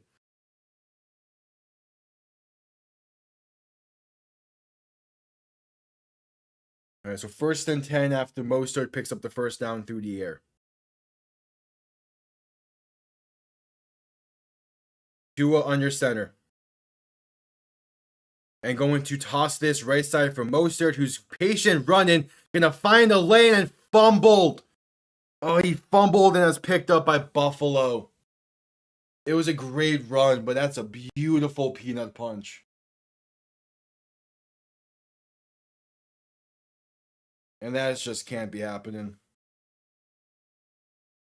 Oh, man, that's a crusher. Taron Johnson. Yeah, Mostert didn't see him off his blinds, off that right side. That's a beautiful peanut punch. Oh, man. That ain't great. I will say there's been a lot of fantastic peanut punches this season, and that's just another one to it. But again, like the ground game is working well. Mostert just needs to hang on to the ball a bit, and I don't fully blame him. He didn't realize that Aaron Johnson was there, but still, like you gotta be able to hang on to the ball.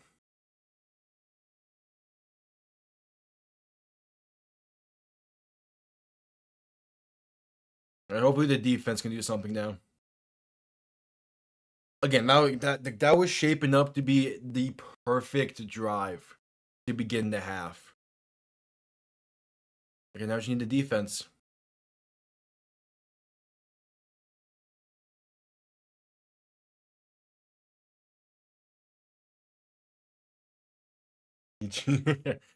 We'll see. We'll see what the defense can do here. But again, there was a lot. There's a lot of good on that drive, so I'm not too worried because the ground game still worked well. Like the ground game was still working well. Most had a good reception there as well. So there's not panic mode just yet. We still have the 4-point lead with a defense that has yet to give up a touchdown so far today. So we'll see. As I'm not gonna wait to make sure I don't jinx shit.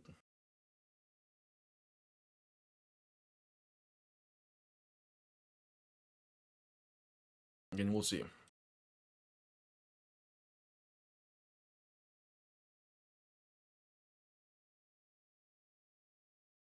The big thing is like there was a lot of good on that. Even though it was a 3-play drive, like the ground game was opening up lanes well.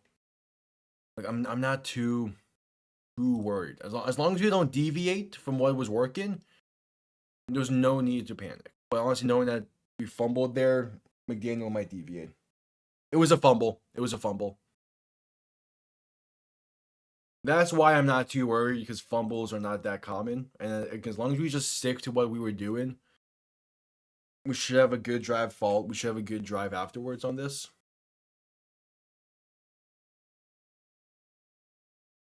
But now, like, I feel bad for the defense because they're put in a weird situation. As Allen in shotgun, back to his left, looking to throw. Quick pass over the middle to Kincaid is caught and breaks one tackle and finally brought down at about the 42. He picked up roughly 7 there himself.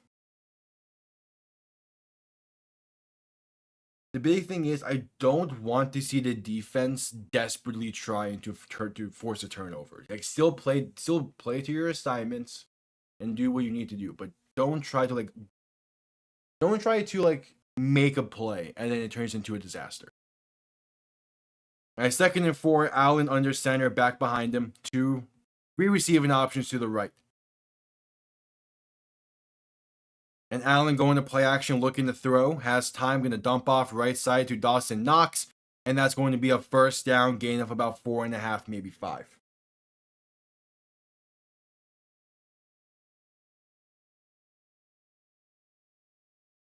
Like, if we can just hold, like, no more than the field goal, and it'll be decent enough. Like, still give the off. I mean, no matter what, the offense is going to get the ball in a 1-score game after this. Question is just what's that situation looking like?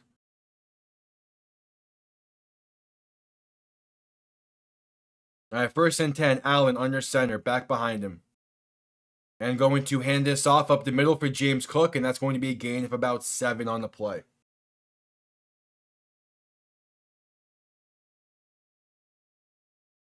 Oof.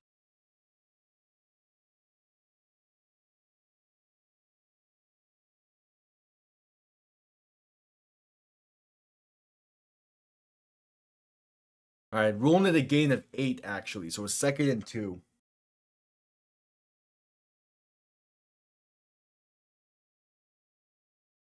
All right, ball on about the 45. Allen under center, back behind him.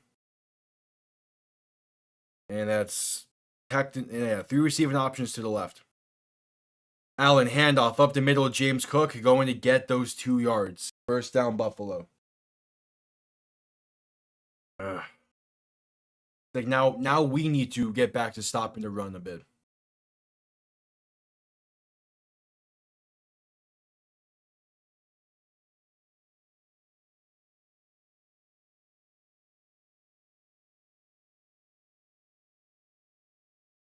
As it's 1st and 10, 11 minutes to play in the 3rd quarter.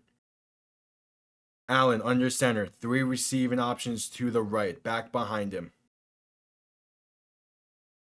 And going to hand this off up the middle for Ty Johnson. Plenty of room with a lane up the middle and down near the 25. Hey, this is a brilliant cutback. They faked that their run was going left, and it's simple, just cut it back up the middle and you have that space. Yeah, everyone is blocking left, and there was a good cutback to the right. Man, it's just good play design sometimes.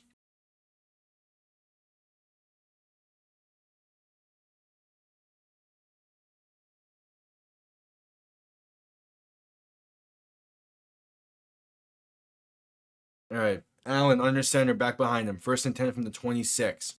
Going to hand this off once again with James Cook up the middle, and he's going to get up to about the 20. It's like, now we need to stop the run ourselves. We're doing that decently well in the 1st half.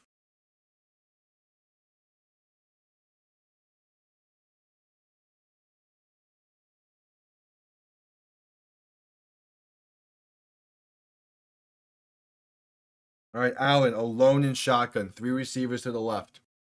Ball on the 20. 2nd and 4. Going to quick pass left side and nearly tipped at the line, but going to be caught by Khalil Shakur. And he's breaking tackles to the 6. Oh, it was so close to a potential pick 6.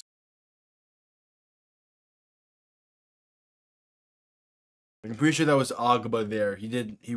No, it was. What was that? Oh, was it Mohamed Kamara? He did a great job reading that screenplay, but just couldn't get a hand on it. That's tough. All right, first and goal, ball in the 6. Allen under center, 3 receivers to the right. Going to hand this off up the middle and blown up in the backfield, James Cook, but somehow pushing his way for a gain of 4. Like he's met instantly for what would have been a loss of 3. He breaks that tackle, and then from the line of scrimmage, he gets meet again by 2 people, and is pushing his way for a gain of 4. And part of it is like we're going for fumbles when the main thing is to just stop them. Like Kendall Fuller, bring him down. Why are you going? Don't go for the ball unless it's open. It was not open there. All right, Allen under center, second goal from about the 2.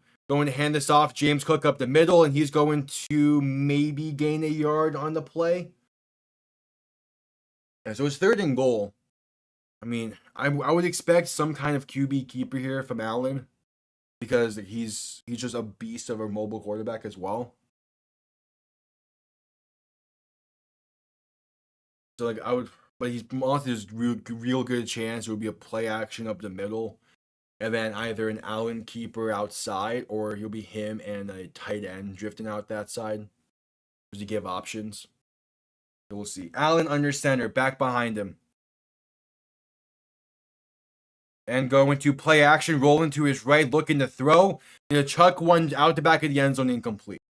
So I called it. It was a play action up the middle that he rolls out to the outside for. And Miami played it well. So now it's 4th and goal from the 1. And they're going to go for it. Buffalo is batting 100 on 4th down this season. A perfect 8 for 8. This is 4th and goal from the 1. I would expect a very similar thing, but this time honestly the QB sneak is also a very valid option. From about the 1.5 yard line, Allen under center. Going to play action, looking to throw, pump fake in, pass left side, has a man open, back of the end zone, caught, touchdown, Mac Hollins.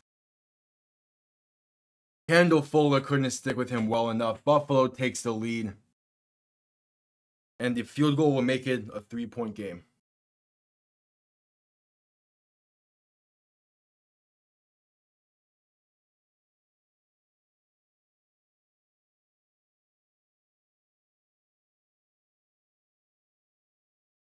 I mean, yeah, it was good.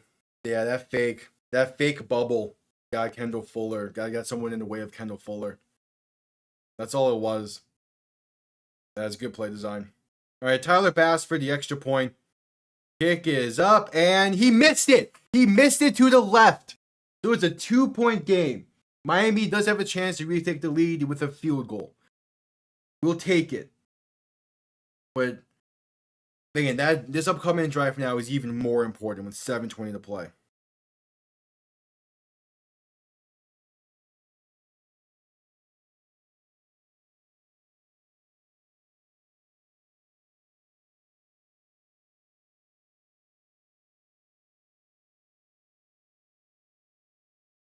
It's weird because still overall, I like how the defense is playing.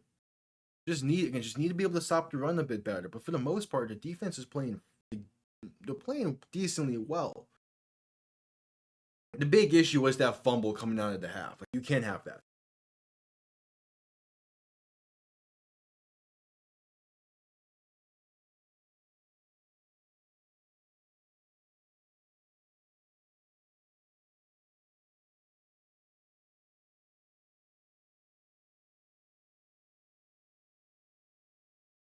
Like it's still a weird situation to be in.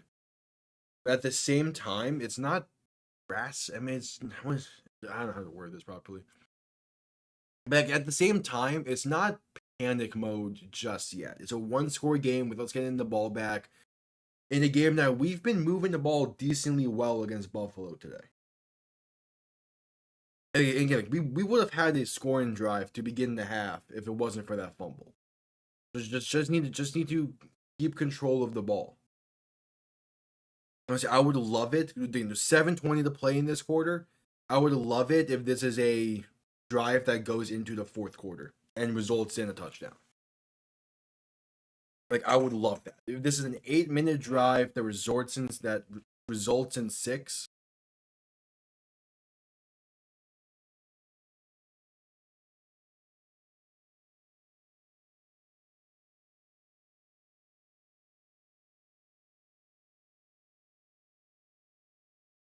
Like that would be ideal.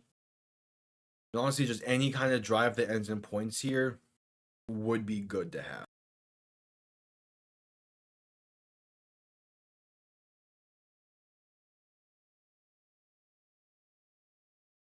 Like it would just be good to have a scoring drive. Yeah, like that Mostert fumble, man. That's gonna hopefully that doesn't come back to haunt.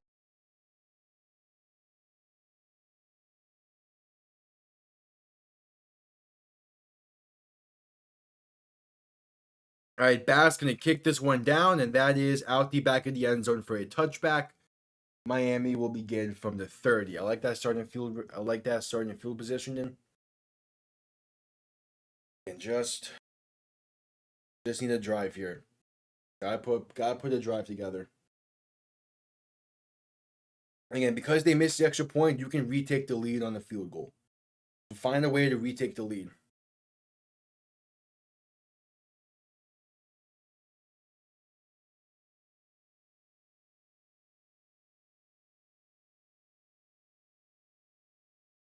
All right, 1st and 10. Tua, shotgun, back to his right. 2 receivers to each side. And going to play action, looking to throw. Has time, stepping up, pass over the middle, caught by Jonnu Smith near the 45-yard line. That was a strike from Tua. And great grab by Jonnu Smith. That's a great play to begin this drive. After the fumble, that's a great play to have. Get a good chunk of yards. Re-energize the team a little bit. Yeah, that ball is placed perfectly. All right, ball on the 45. Tua under center, back behind him. 3 receivers to the right side. And going to hand this off. Mostert right side. Good blocking. Has a lane. Gets past midfield up to about the 47, maybe the 48. All right, gain of 7 on the play. Yeah, so it's up to the 48. All right. Miami going a little hurry up here. Tua, shotgun, back behind him. 2 receiving options to each side. 2nd and 3. And Tua going to look to throw, pump fake it, and just spikes it in the dirt. Smart decision. It was an RPO, and no one was open enough to where you want to force a ball in there in this kind of game. So it was a 3rd and 3.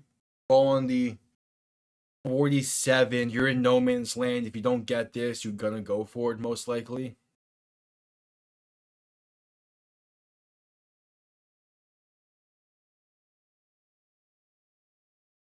Obviously, you would like to just get it here.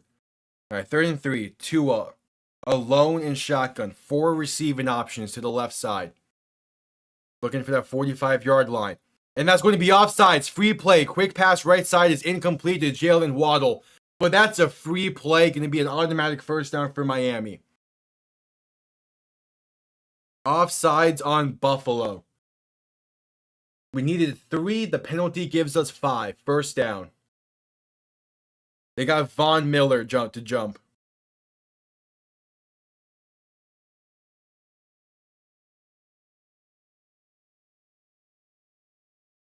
We will take it. Keep the drive moving.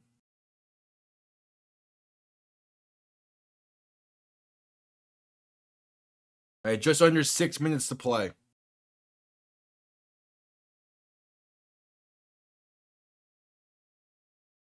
Tua under center, back behind him, going to hand this off right side for Devon Achane.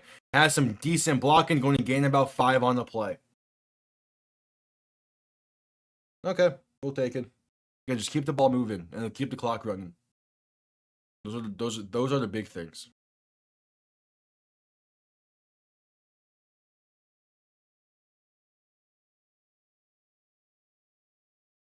I officially ruling it a gain of 4.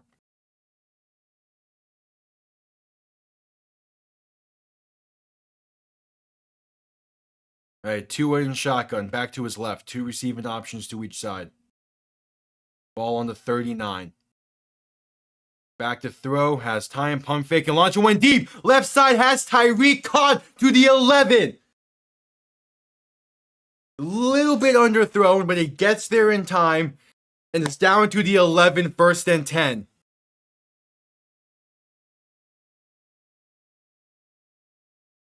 Yeah, he gets his 2 feet in. Oh, hell yeah, Tyreek. Yeah, he drags that left foot. It's hard to say if that ball is placed more forward if that's a touchdown, but because Hamlin was right there. But it don't matter. We get down to the 11-yard line with that. Big time throw by Tua. But he knows that it wasn't the best ball. Yeah, there's 1 foot, and you can see the turf being moved up with when his left foot gets dragged. That should be a completion ball near the 11. 5 minutes to play in the 3rd quarter. And yeah, it seems like the review upheld it. Ball on the 11, Tua under center, back and fullback behind him. Going to hand this off up the middle for Achane, and that's blown up instantly. Maybe gets a yard on the play. Again, we're well into field goal range here. We can retake the lead. Just don't need to do anything. Don't do anything fancy. Don't do anything stupid. Just take the lead of some. It's just take the lead in some capacity, please.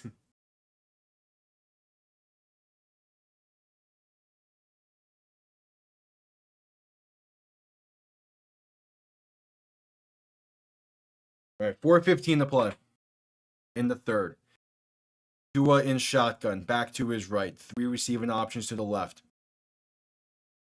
Tua looking to throw. Gonna dump it off right side, Achane screenplay. Going to get inside the 10 and brought down near the 8.5. It got yards, but it wasn't that greatly blocked. I like if you're gonna do a screenplay, like that angle screen worked well. I'm not sure why we didn't try it again. Yeah, there's just too many builds in that area. You can't really do a normal screenplay in that situation. All right, 3rd and 7. St. Achane got 3 on the play. Tua in shotgun, alone in shotgun. 4 receiving options to the left. Ball on about the 8, looking to throw. Quick pass left side, tight end screen for Jonnu Smith, and flipping to the 5-yard line with a flag down in the secondary. Come on, defensive holding. Come on, defensive holding. Be on Buffalo, be on Buffalo, be on Buffalo. Offensive pass interference is the call. Okay. It gives a nice shot on the 3rd down, but that's not great. Wait. The CBS graphic said that was on Javon Holland. He's inactive today. What is CBS doing? I'm pretty sure what they meant was that was on number 80, not number 8. Damn, is Jonnu really gonna get credited for a penalty on a play on a game he's not even in? Okay. They're bringing it back. They're saying that Buffalo declines the penalty, so it's 4th and 3. Out comes the field goal unit. So Jason Sanders looking to give Miami a 1-point lead.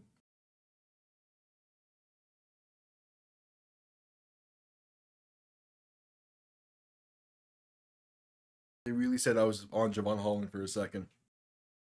All right, 23-yard try from the left hash to give Miami a 1-point lead. Jason Sanders. Kick is up and good. Miami retakes the lead on what was a pretty solid drive. But again, you at some point you need to start capping these drives off in the end zone when they get inside the 15. But hey, we will take that. And that brings us to a commercial break. So I will be right back.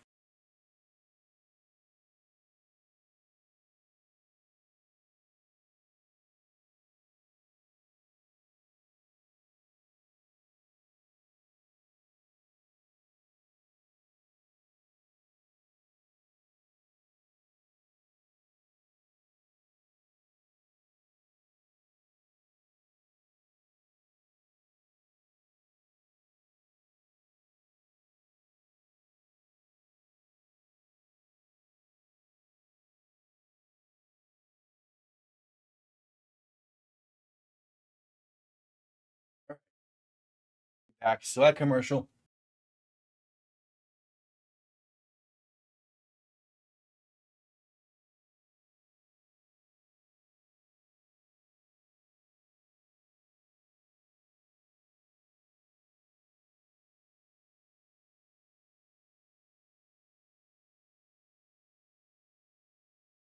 Ooh. All right, 1 point lead. Defense by seat of field again. Come on, defense, make a stand. You make one stand, give the offense a chance to make this a potential 8-point game. Ooh.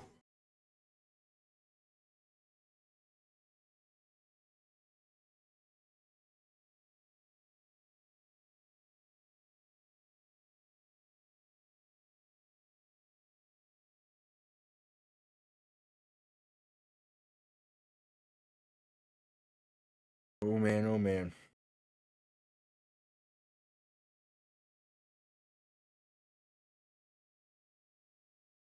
I mean, on those two plays, like on that second and third down, they went basic with the screenplays, and I don't fully get it. Like I feel like they go fancy just a little bit with the screen there. They might have been able to get in the end zone, or at least get the first down. Again, I would take the points. We take the lead, give the defense a shot to play ahead one more time, and make a stand here. Just under 3 minutes to play in the third quarter. There's a 9-play scoring drive that lasted 4 minutes and 21 seconds. We'll take it.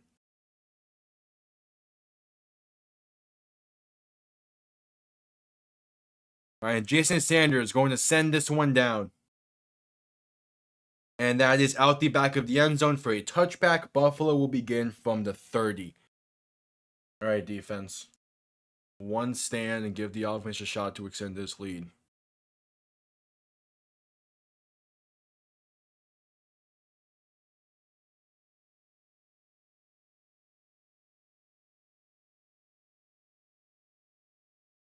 Oh man, oh man.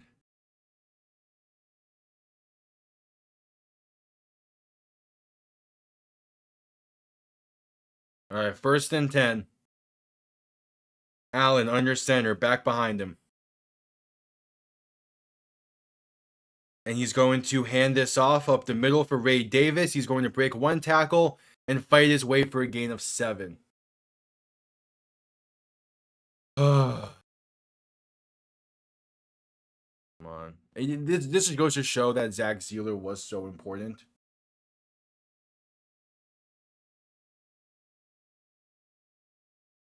It is so important to stop in the ground.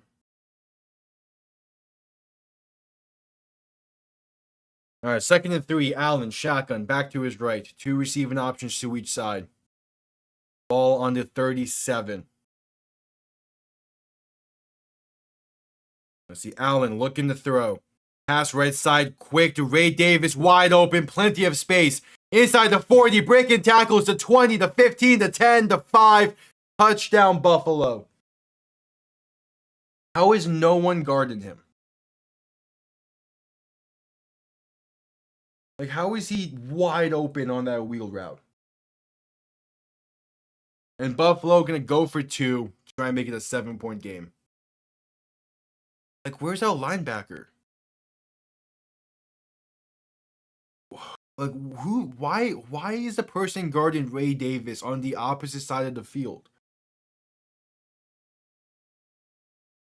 I don't think it's that. I just think that I think that someone got confused on their assignment and maybe lost Ray Davis in the mix because it seemed like that he was supposed to be guarded by Jordan Brooks, who was lined up on the right side of the field, or maybe it was Marcus May. It was someone. The 2-point try, Allen alone in shotgun, 3 receivers to the left, gonna look to throw.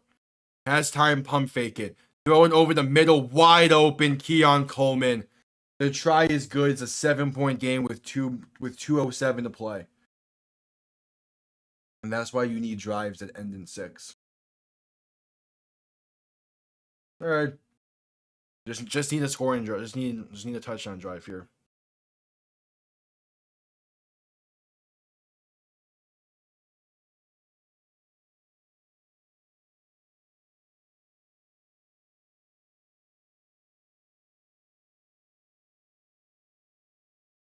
Like so someone got their assignments messed up. That's like otherwise I don't see how you leave Ray Davis that wide open from the backfield.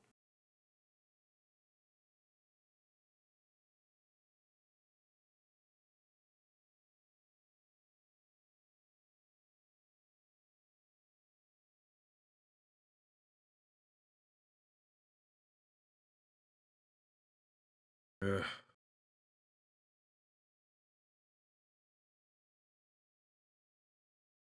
All right, at commercial break, the offense is gonna need a touchdown drive now.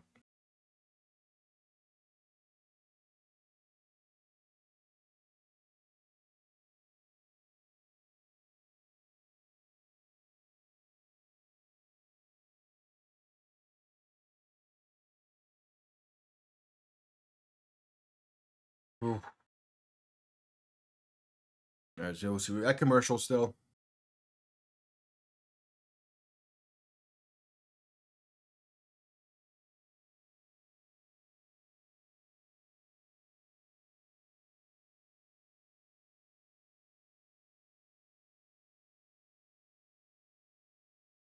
Again, the offense now needs to do something.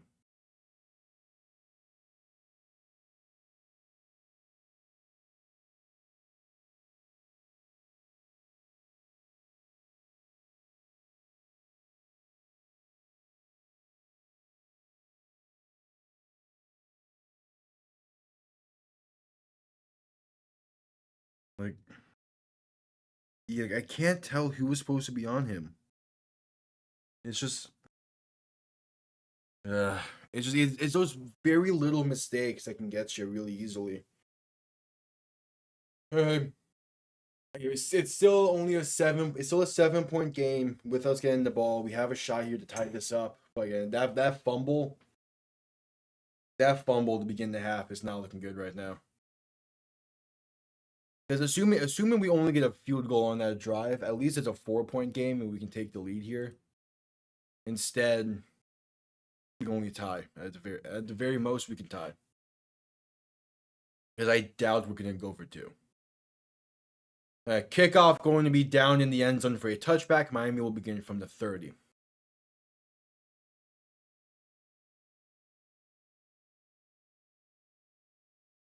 Yeah, this feels like this needs to be a touchdown drive.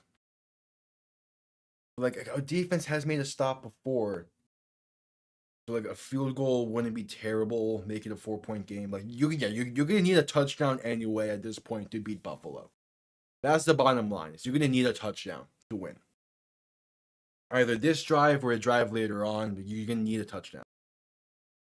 Tua shotgun back behind him. 2 receiving options to each side. And going to begin this drive with a handoff up the middle to Jalen Wright, who's going to gain about 4.5, maybe 5 on the play.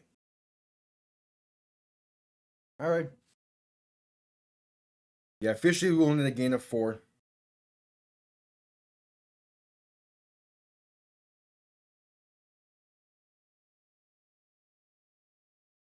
So it's 2nd and 6. The ground game is working well, and that's the thing that sucks is like the defense. Tua under center, back behind him. 3 receiving options to the right. Going to toss this right side. And there's Jalen Wright going to find a lane, cutting back up towards the middle, and gaining 8 on the play. Good patient running, even with him slipping there for a second. Gets enough for the first down.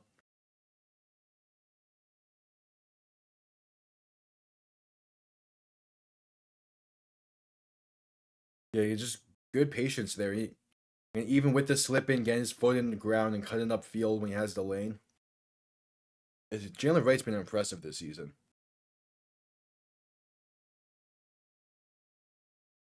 All right, Tua in shotgun, back to his left. 3 receivers to the right. 1st and 10 from the 42. And back to throw. Pressure coming in quick. Pass over the middle. Wide open Tyreek. Past the 40 and brought down at about the 30. Tyreek Hill wide open over the middle. And they don't need... Miami does not need to snap the ball before the end of the third. They can let this clock run if they want. Okay, that's a beautifully placed ball. And Tyreek. Right. Clock ticking still. Just let this run. Just let the quarter end. You don't need to force anything here. Tua under center, back behind him. 3 receiving options to the right. Clock ticking on the quarter. Going to hand this. Nope, it's a false start.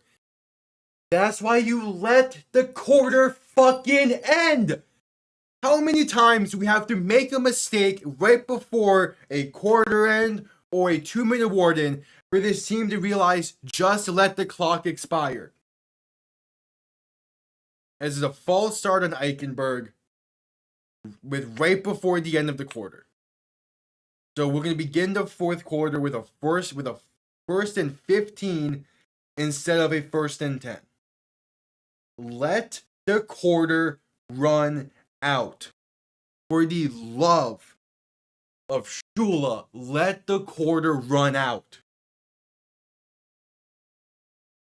Yeah, it's still a winnable game, but that kind of mistake gets me pissed off because it is every single week they make a dumbass mistake like that for no reason. Like, let the quarter run. Don't force a play before the end of a quarter just to try and steal a play. Because it has never worked. It has never worked for us. Let the quarter run if you can.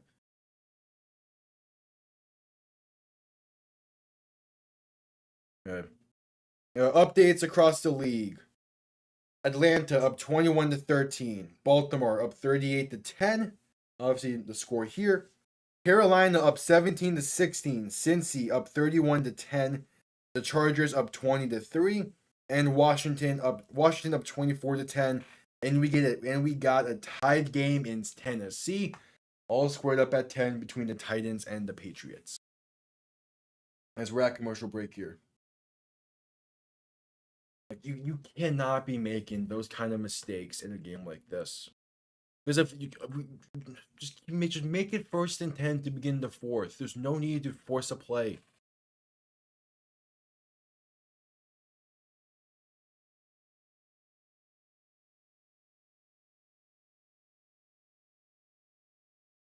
Like legit no need to force a play there. They do it anyway, and it's a false start because of it. Like just let the clock run. I don't get why McDaniel just does not have that ability with him. Like just let the clock run if it can. Because you put yourself in worse situations every time you try to get one over on the play clock.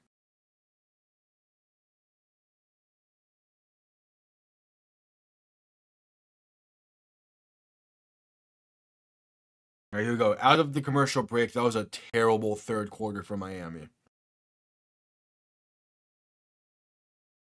We're hoping to have a better fourth.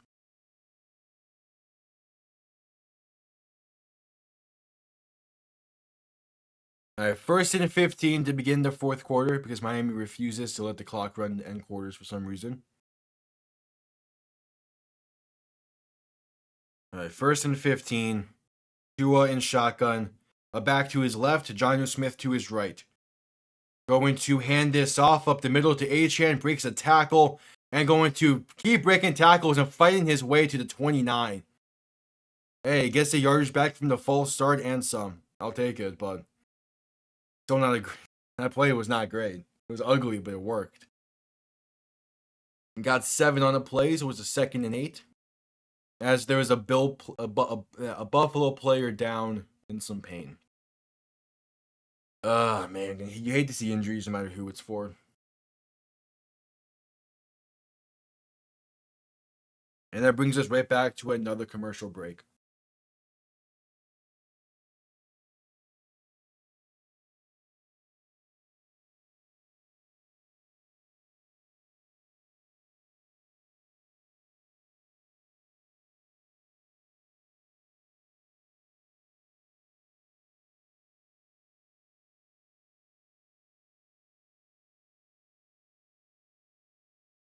Ugh.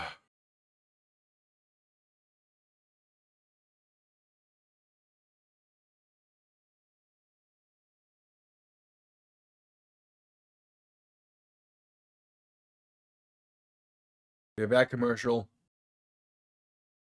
And again, what feels like a must-have touchdown drive here, that false start is gonna not look good.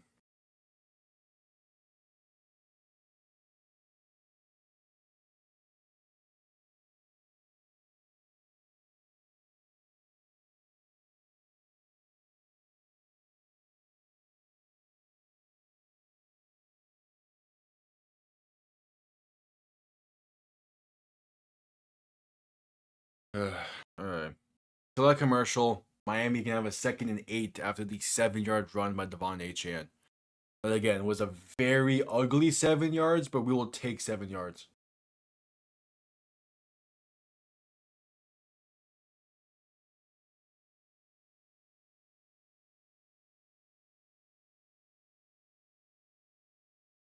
I just wish that it would have been a 2nd and 3 because of the 7 and not 2nd and 8.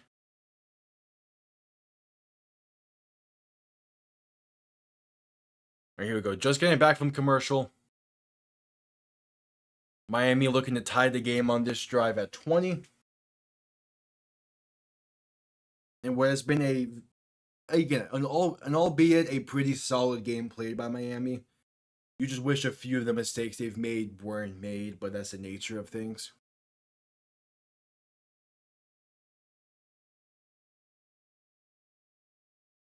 And the Bills players walking off under his own power. Good to see. All right, 2nd and 8 from the 29. Tua under center, back behind him. 2 receiving options to each side.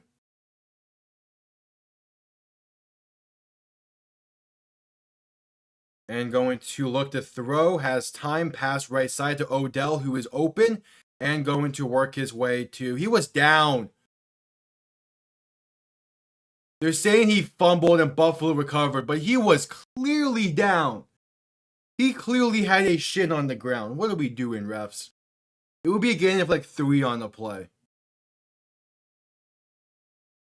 But he was clearly down. And yeah, there goes. Now they're saying he was down after discussion. Like he clearly had at least a shin down. Yeah, there you go. Get the shin down. You got the knee down. Like, he was so clearly down. How did he even let that be even thought of as a fumble? Yeah, but not a great play for 2nd and 8. I mean, it makes it a 3rd and manageable, but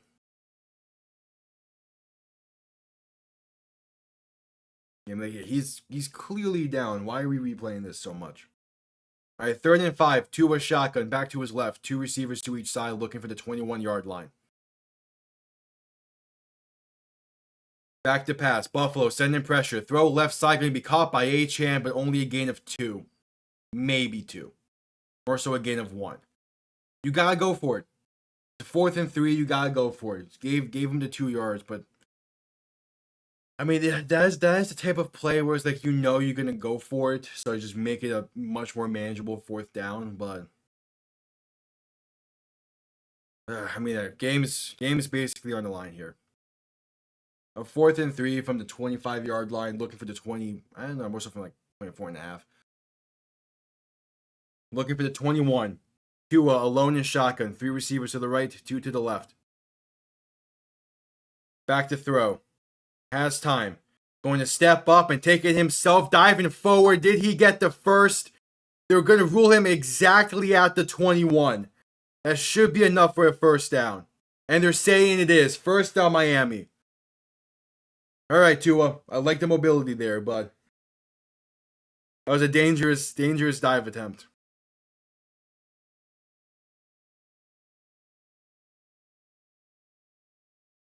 It's going to be close. No, yeah, he got it. The ball was past the 21 by the time his shin touches. He got it. Oh, Sean McDermott is challenging that. Okay. From the looks, it seems like he got it, but I do admit it would be close.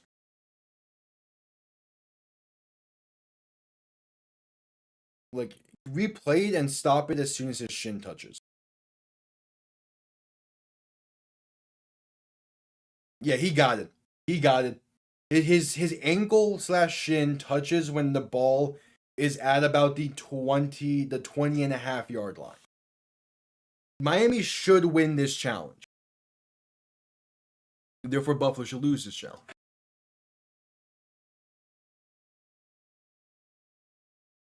Oh, Dak got injured against Atlanta today? Damn. That sucks. There's so much pressure on Dak, and it's just...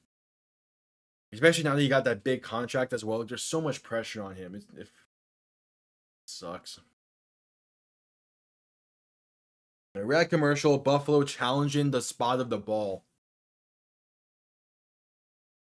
Again, like, Tua's ankle / shin touches the ground while the ball is at about the 20 and a half yard line. Miami should win this challenge.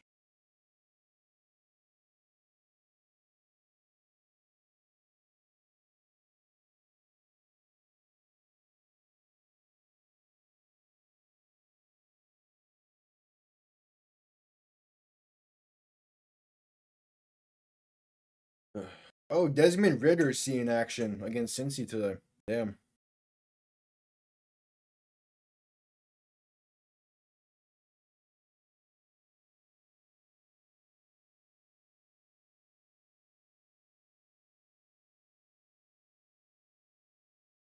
Going with the Giants to score? Oh yeah, the Giants just made it a 7-point game. I mean, I still think Washington will be just fine. I will say though, the Giants are playing better than I expected today, but I still don't think it's anything to really worry about.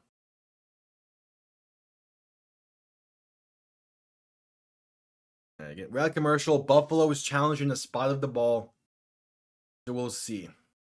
From the angle, from the looks of it, Tua got it by like half a yard. But knowing the NFL, there's gonna be some bullshit pulled. But Tua should have gotten this.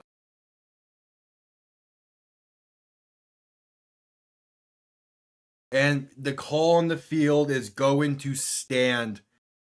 Buffalo's going to lose a timeout and one of their challenges. Yeah, that was clear. So good. Cool. All right, Tua under center, back and fullback behind him. Going to play action, looking to throw. Rolling left, going to have Jonnu Smith in the flat, wide open. Going to get the first down and more inside the 10, falling his way to the 8-yard line. So a first and goal coming up. Cap off this drive in the end zone and tie this game. Buffalo only having 2 timeouts could be massive going forward.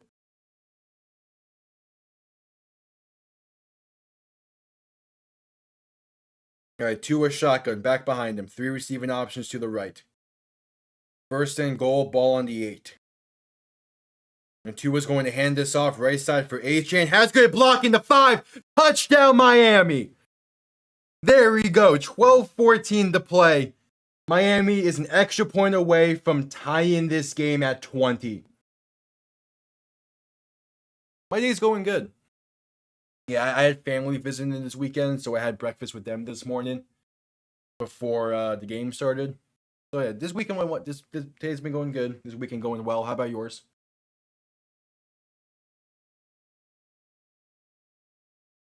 And again, a Miami win will make this even better. But I am also doing Detroit Green Bay because I'm expecting that game to be fantastic, and I want to have a really great game before Sunday Night Football. All right, Jason Sanders' extra point is up and barely good. We have a tied game with 12 minutes to play.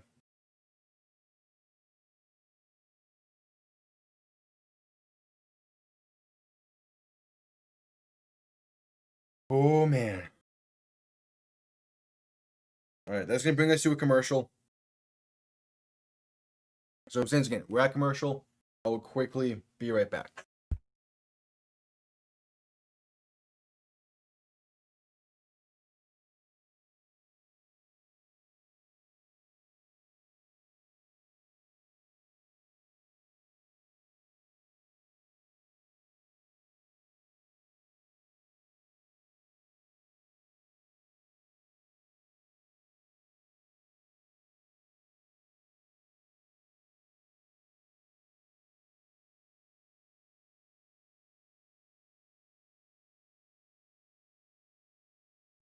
Back. Yeah, daylight savings did definitely help. I needed the extra hour. I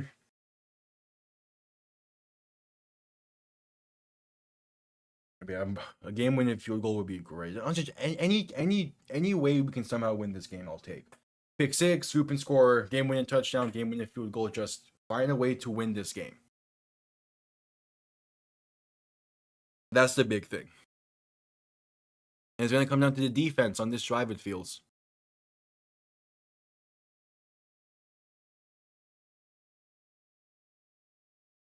We're still at commercial. Oh. Man, this is... There's going to be a big next drive. Hopefully, this is Buffalo's only drive of this quarter.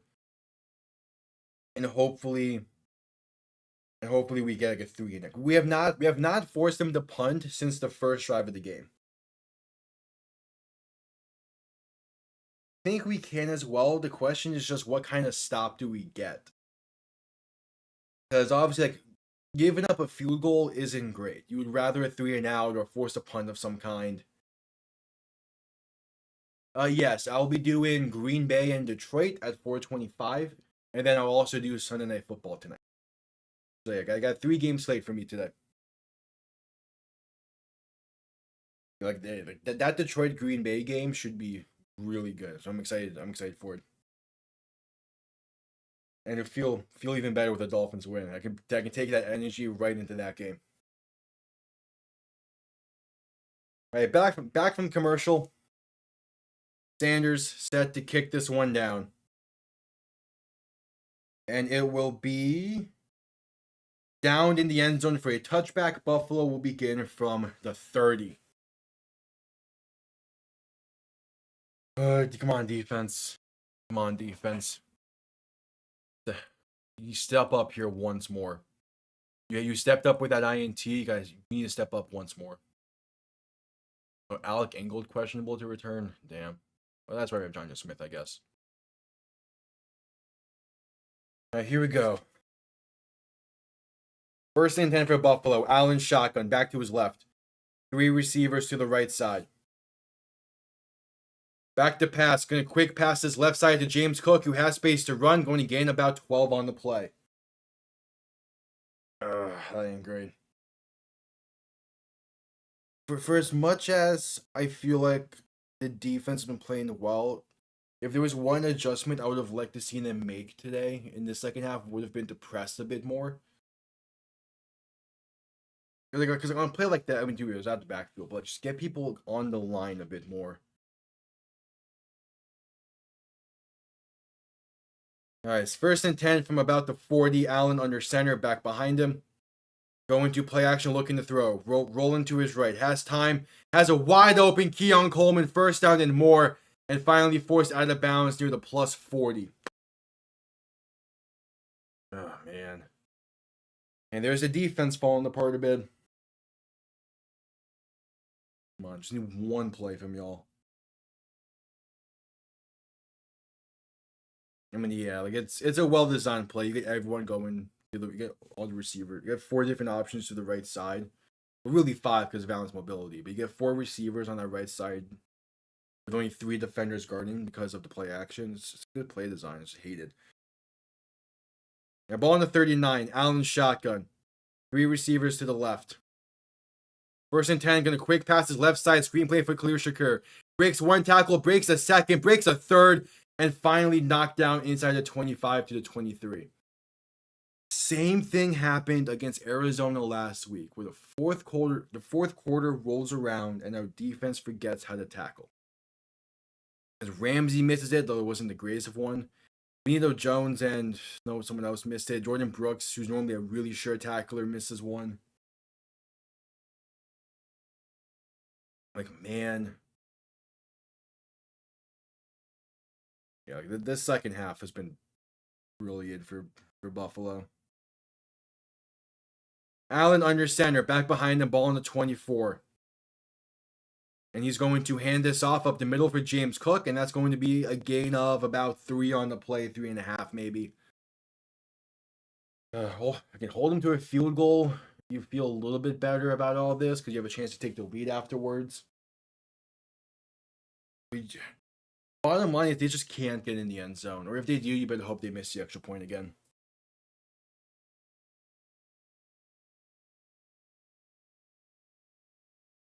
If the defense somehow forces a turn. When did Buffalo call their second timeout? All right, so they have 1 timeout remaining. Oh, even better. Allen under center, back behind him. Going to plumb fake, now play action, now looking to throw. Pass over the middle is caught for a gain of about 6 by James Cook. A 3rd and 1 from the 15 coming up. Here's the thing though, like let's say you force an incompletion here, and it's 4th and 1 from the 15. I would imagine Buffalo still decides to go for it and just like QB sneaks because you have Josh Allen. He gives you that ability. That's why it's like if he's gonna throw it, it needs to be a sack, it needs to be a tackle for loss of some kind, or it needs to be picked off. Allen shotgun back to his left, 3 receivers to the right. And he's going to hand this off up the middle for Ty Johnson. He's going to get up to the 11. That's a Buffalo first down. Oh, man. Like, just make one stop at this point. Yeah, like, Buffalo was in this situation, like, earlier in the game. Buffalo threw an interception from around this range. Maybe it happens again, but at the same time, it's like, I would not be surprised if they just run the ball 3 times and kill clock.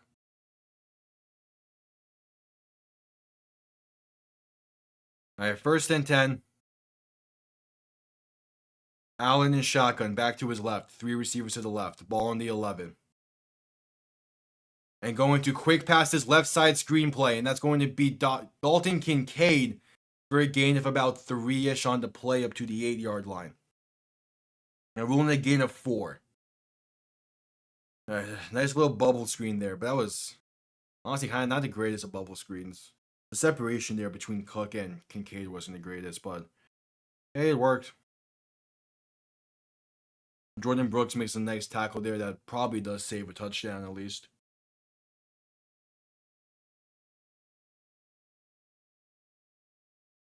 All right, 2nd and 6. Allen under center, back behind him. 3 receiving options to the right side. Allen play action, looking to throw. Has time. Pass end zone, right side incomplete, overthrew Dalton Kincaid. 3rd and 6. 7:13 to play. Come on.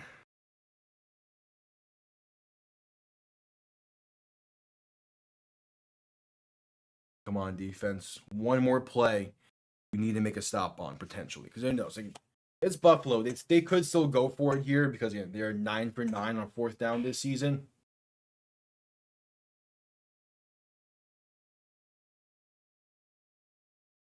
All right, Allen, shotgun, 3 receivers to the right, 3rd and 6. Gonna look to throw. Has time, going to his roll out to his right. That time's expiring. Throw in end zone, incomplete, but there's a flag down near the goal line. I swear. I swear. What's the penalty? It's gonna be defensive holding, I can already tell. Defensive holding. We got the stop, but instead, oh my fuck this team. Saran Neal gets called for defensive holding, automatic first down. And it's the most blatantly obvious holding possible. Come on, man. Like, he legit tried to tackle the dude before he even broke on his route. We got the stop we needed, but instead, we keep beating ourselves. Handoff up the middle for Ty Johnson on 1st and goal, going to go about maybe half a yard, but for the most part, it went about nowhere. Ugh.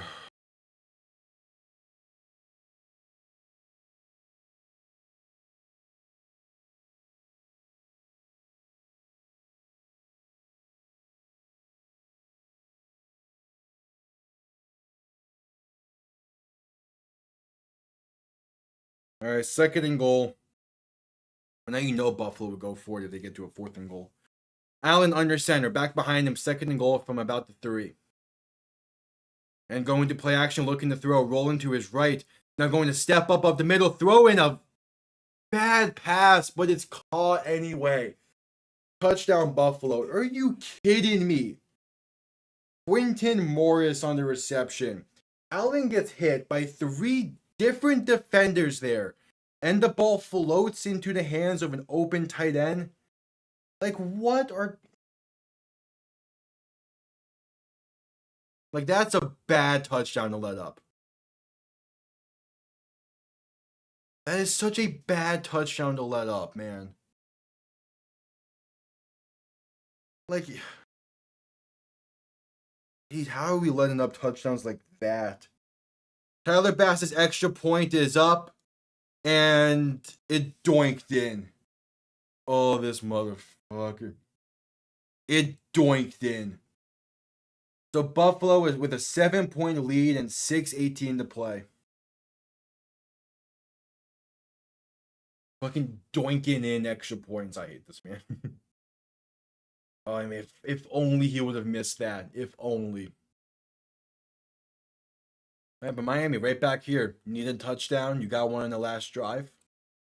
Offense is playing well. You're not in a complete panic mode yet where you need to constantly air it out. You can still run the ball here.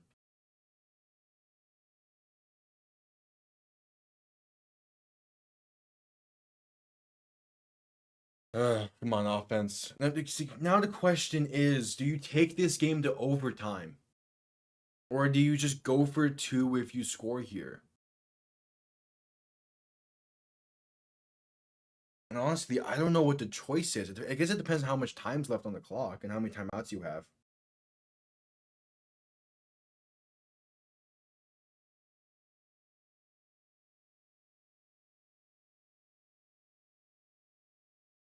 Like, it's...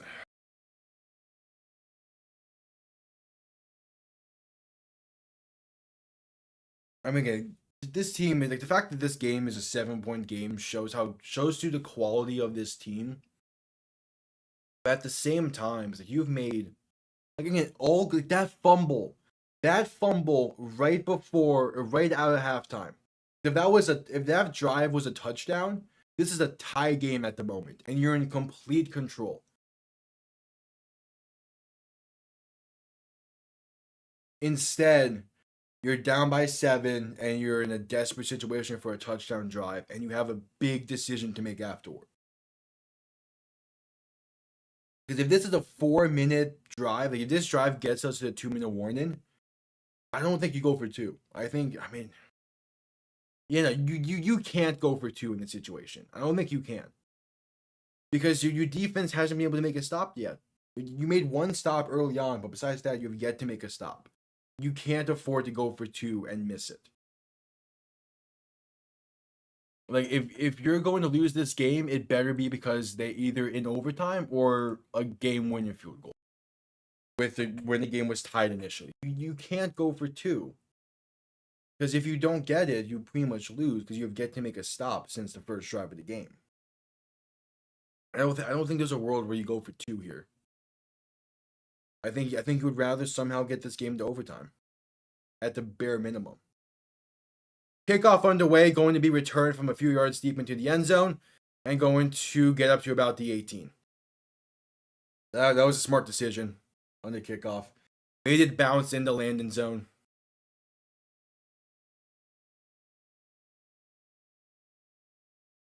I'm pretty sure Quinton Morris wasn't even a. Yeah, no, he wasn't even like he didn't even have a route on that play. He was just a tight end, so that's annoying. That is such a bad touchdown to let up, man. Such a bad touchdown. All right. Again, now the offense needs to do their thing. Tua shotgun, back to his left. 3 receivers to the left as well. Going to begin this drive with a handoff up the middle to Achane. Breaks the tackle and going to work his way up to the 30-yard line, a gain of 11. All right. That's exactly how you want the drive to start. Just keep it up.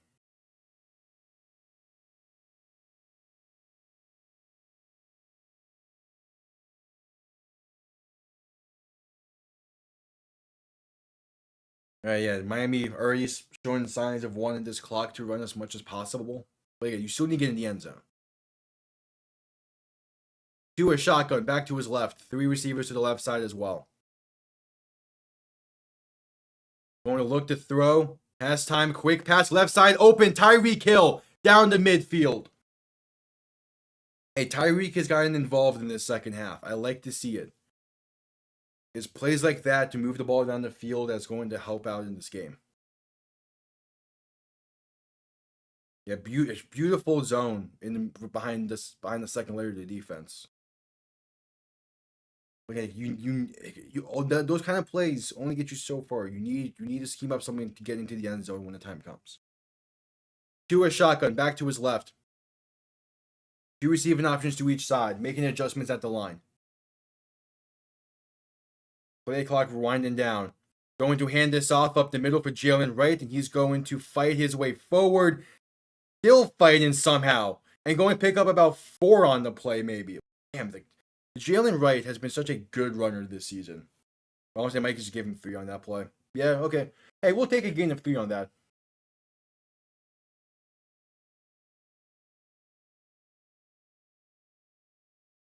All right, 2nd and 7, 4:20 to play in this game. You got to be able to stay headed to 6. That's the other big thing. Tua shotgun, back to his right. 2 receivers to each side. Going to look to throw. Quick pass left side. Screenplay Achane. Has some good blocking. Can get the first down to about the 37-ish. 37-38. First down Miami. Keeping ahead of the sticks. 3:50 to play in the game. Somehow get this to overtime. Armstead, good job blocking downfield. They're letting this clock run. I'm not opposed to it, but you need to get in the end zone then if you're going to let this clock run. Tua shotgun, back to his left. 2 receivers to each side. Going to hand this off right side, Jalen Wright. And going to work his way for a gain of about 3. I mean, we'll take it. The big thing is staying ahead of the sticks. Every play basically needs to go for positive yards in some capacity. All right, 2nd and 7. 3 minutes to play.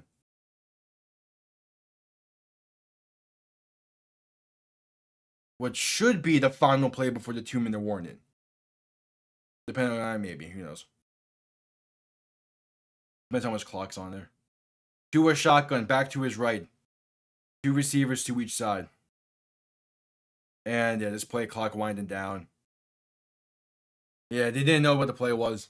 Miami calls a timeout. I like it. Just again, you want to stay ahead of the sticks, but man, wasting a timeout there 100% means you cannot go for two. Going a timeout there means you have to just kick the extra point.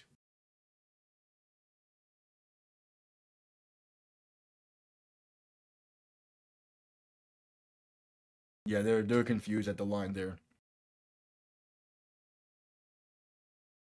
All right, again, the smart decision is to call the timeout there. Again, that 100. Okay, now they give Buffalo the other timeout back like they should have. Okay, all this means is now you have to just get this game to overtime somehow. To a shotgun, back to his right, 3 receivers to the left side. 2nd and 7, ball on about the 35. Tua looking to throw.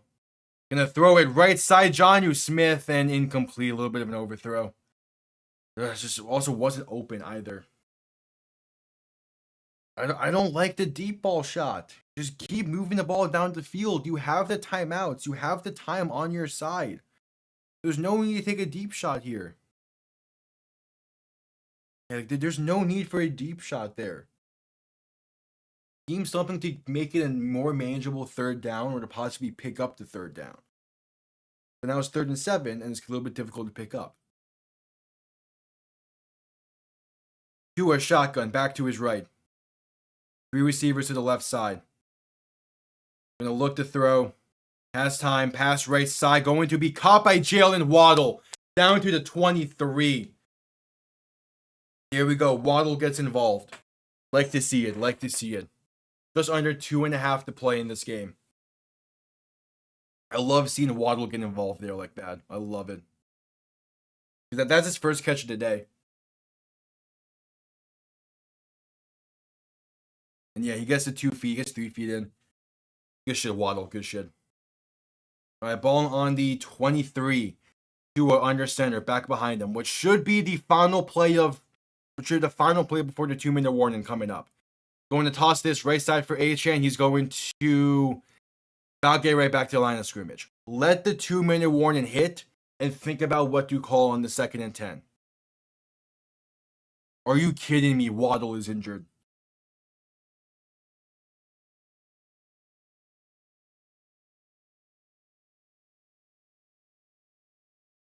Yeah, Waddle is in pain holding his right ankle. Are you kidding me, dog?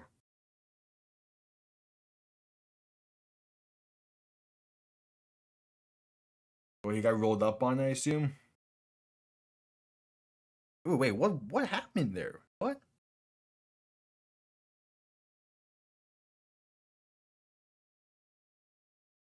Oh, he got cleated. He got cleated by Damar Hamlin. Oh, that sucks.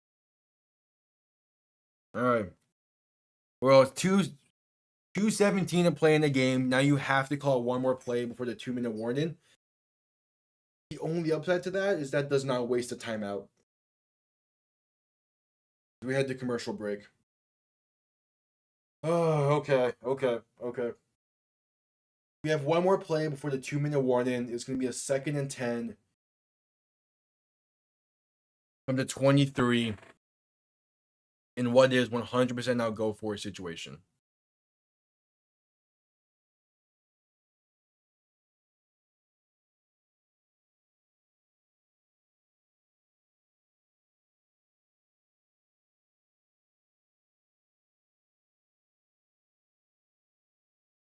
Oof. All right, at commercial. We'll see. We'll see what the offense can do. Again, you need to cap off this drive. Like at this point, it's do or die. You can't get a field goal here. And then also, like, you don't go for 2. That's the thing, though. You can't go for 2 either. All right. Waddle's walking off under his own power. That's good to see. But again, he got cleated. Yeah, he got cleated directly in that right ankle by Damar Hamlin. It's just an unfortunate situation, but yeah, he's walking off under his own power. Hopefully, he'll be fine.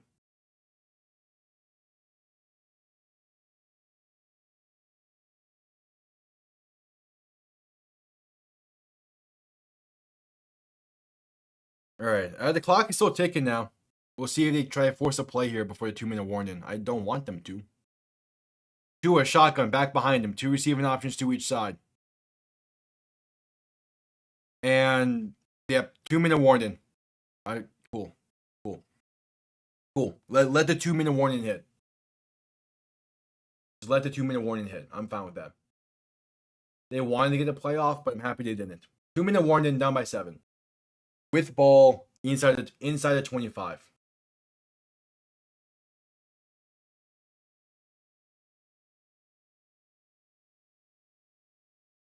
All right.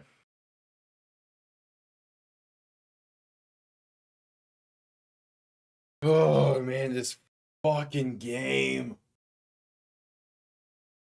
2-minute warning, 23 yards.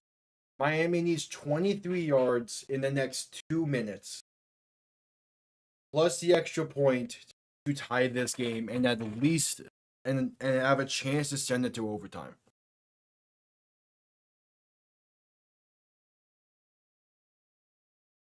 Just need 23 yards. I want to say don't force anything, but it's going to get to a point where you're going to need to at some point.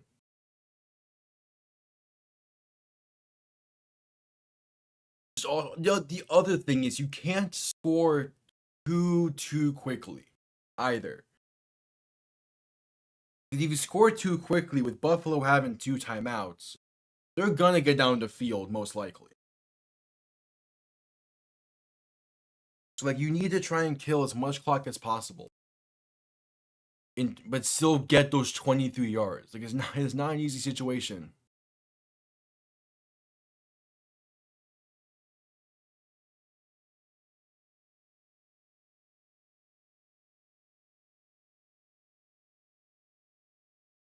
We're so close. Just get in the end zone and tie this game, and then give the defense a shot to make up for shit.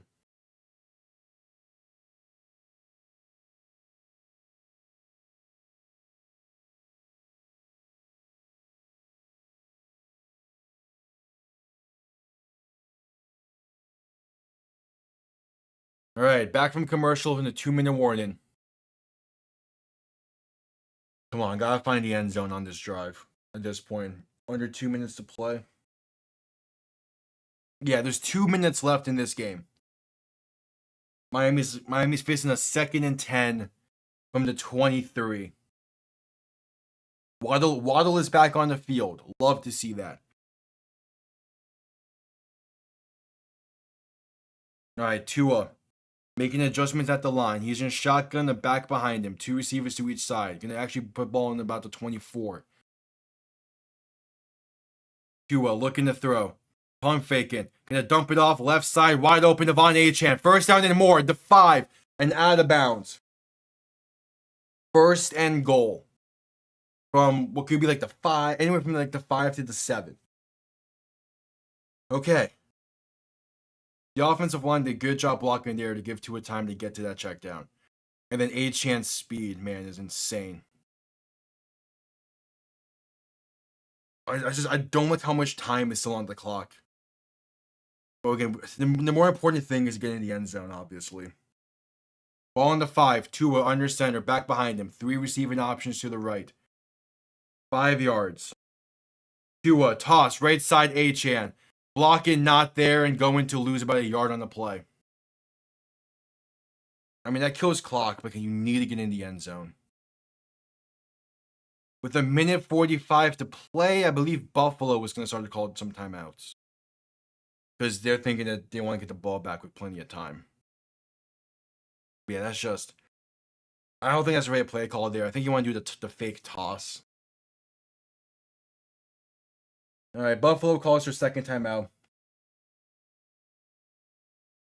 Oh, they get this game to OT, man.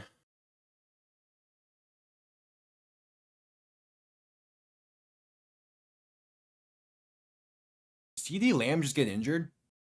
Oh shit, he did. Oh, that sucks for Dallas. Yeah, CeeDee Lamb's a great player. It sucks to see him go down. All right, 1:45 to play. Second and goal from about the 6. Come on, McDaniel. You're supposed to be an offensive guru. What's your play to get 6 yards? Tua, shotgun. 3 receiving options to the left. Going to look to throw. Pressure coming. Has time. Going to step up. Rolling to his right. Throwing. End zone wide open. Touchdown, Jalen Waddle. First of the year, we get the Waddle out here. And that Miami's an extra point away from tying this game. Oh, it's the defense. We just need the defense now. But that's the first of the season. We see the Waddle out here. Come on, minute 38 to play. Yeah, because Miami only has 2 timeouts, they can't afford to go for 2. So out comes Jason Sanders to tie the game, 33 yards out. The ball is centered. Kick is up. Sanders ties the game. 27-27. Minute 40 to play. Buffalo has 1 timeout. Oh, come on. Do you know what would be great is if we somehow induce a kick return here and get it and force a turnover on the kickoff. That would be fantastic because that would pretty much win us this game. But we just need the defense to do their job and get this game to overtime. Or force a turnover and set up the win. There is a minute 38 to play exactly. That is to a second touchdown pass on the day. I'm not sure what this graphic is showing. Oh, he's played really well today, man. I love to see it. It's a performance like this by this team.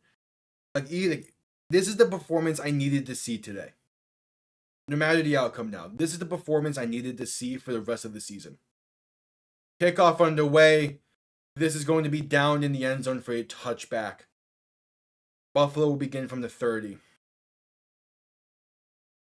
Oh, come on, defense. You got a 3-and-out earlier in the day. You forced a turnover earlier in the day. I just need you to make one more stand. Make one stand. And give this offense a shot to win this game. Or at least get this game to overtime. In which case, we'll play by mercy of the coin. Oh, come on. Come on, defense. Allen shotgun back to his left. 3 receivers to the right side. Looking to throw. Pump faking. Pressure coming. Pass over the middle. No, pump faking. And Allen is sacked. Back at the 25. Chop Robinson gets his first sack of his career. In a big time moment. Clock continues to tick.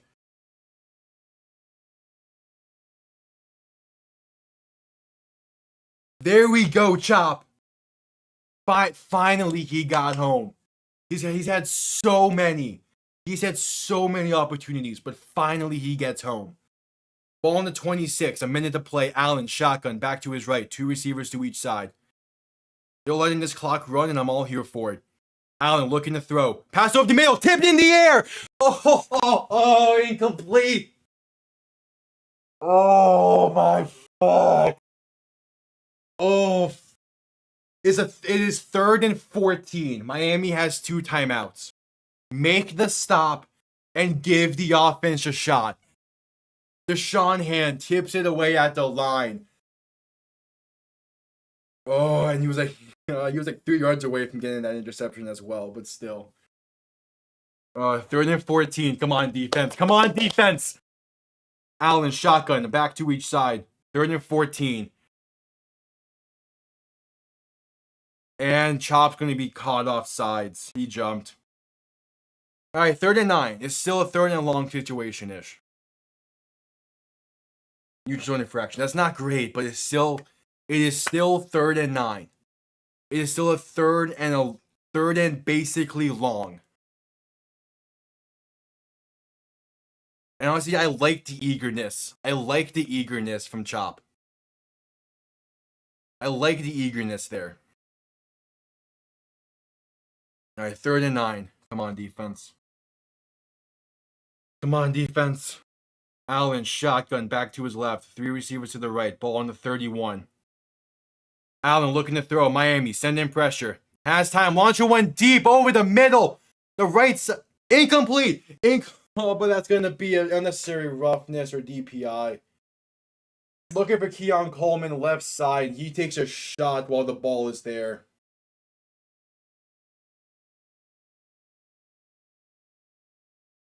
Be unnecessary roughness, not DPI. It's unnecessary roughness. It's only 15 yards. So they're still not in field goal range yet.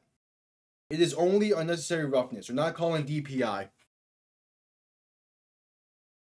Yeah, that's an unfortunate helmet-to-helmet hit.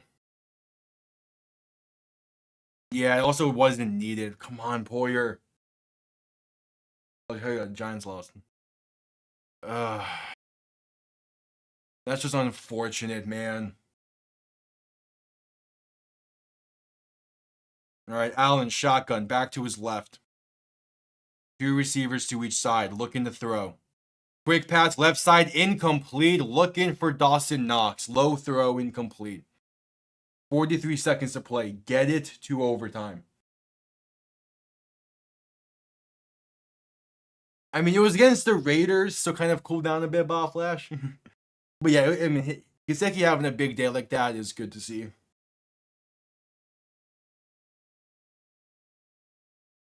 Second and 10, Allen shotgun, back to his left. 3 receivers to the right. 43 seconds to play. Allen looking to throw. Quick pass, left side to Mac Hollins. Is caught, but brought down inbounds at about the 49. Buffalo is going to call their final timeout with 36 seconds left. And a big 3rd and 3 coming up. Well, if we just didn't have that unnecessary roughness penalty, we would have had 2 timeouts and 35 seconds to get in field goal range. Instead, I mean, there's still a thing. We make the stop, we push him back a bit here, and force a punt. There's a chance still because it'll be about 28 seconds. Yeah. And you find me excited. I'm just nervous as hell for this situation. I was not expecting this game to be this close. And we need the defense to step up once more. They did early in the game, but now Buffalo is right near field goal range. They're 7 yards out. Allen shotgun back to his left. 3 receivers to the right. 3rd and 3. Allen looking to throw. Quick pass, left side's caught by Mac Hollins for the first down. Brought down inbounds, but not at field goal range just yet. Clock is ticking. Buffalo going hurry up. Allen under center, and that's going to be a spike. 21 seconds. Buffalo is about 3 yards out of field goal range. Oh, come on, defense. Come on, defense. Find a way to push them back inbound. A sack of some kind? A sack would send this game to overtime, most likely. Or any kind of negative yard play here that's inbounds would send the game to overtime.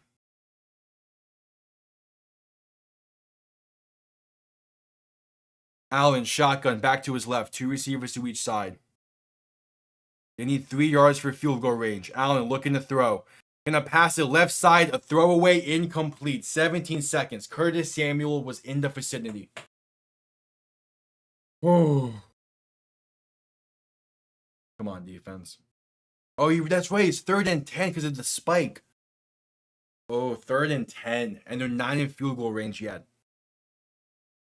Or not quite in field goal range yet. Who knows? They might still send out Tyler Bass if they don't get yards here. I feel like he would have the leg to hit from 60. Allen alone in shotgun. Going to look to throw. 3rd and 10.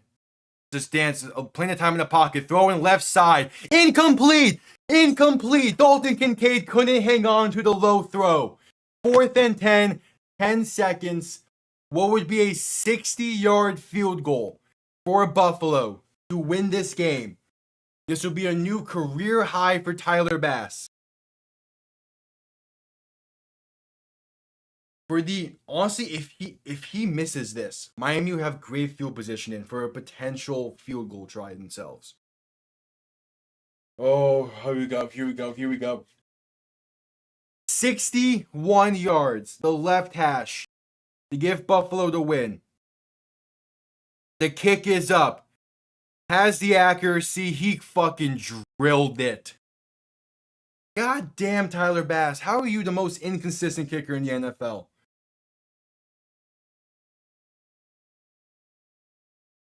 There's 5 seconds. There's 5 seconds on the clock. Yeah, he absolutely drilled that ball. Like, it was, that might have been good from 66 or 65. Like, how is this man so inconsistent?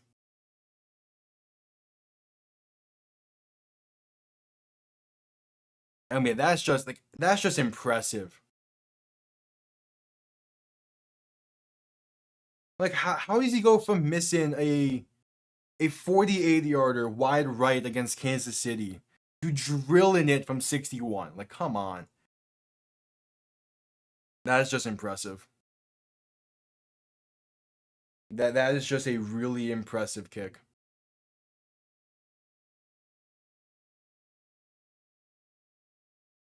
And it's that penalty, the unnecessary roughness.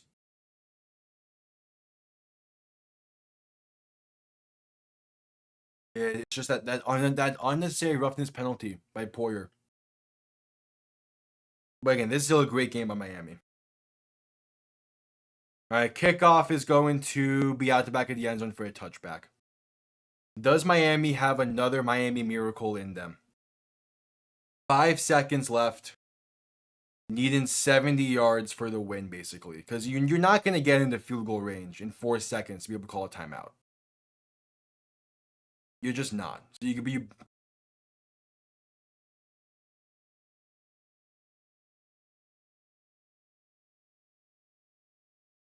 Yeah, that was just a really impressive kick.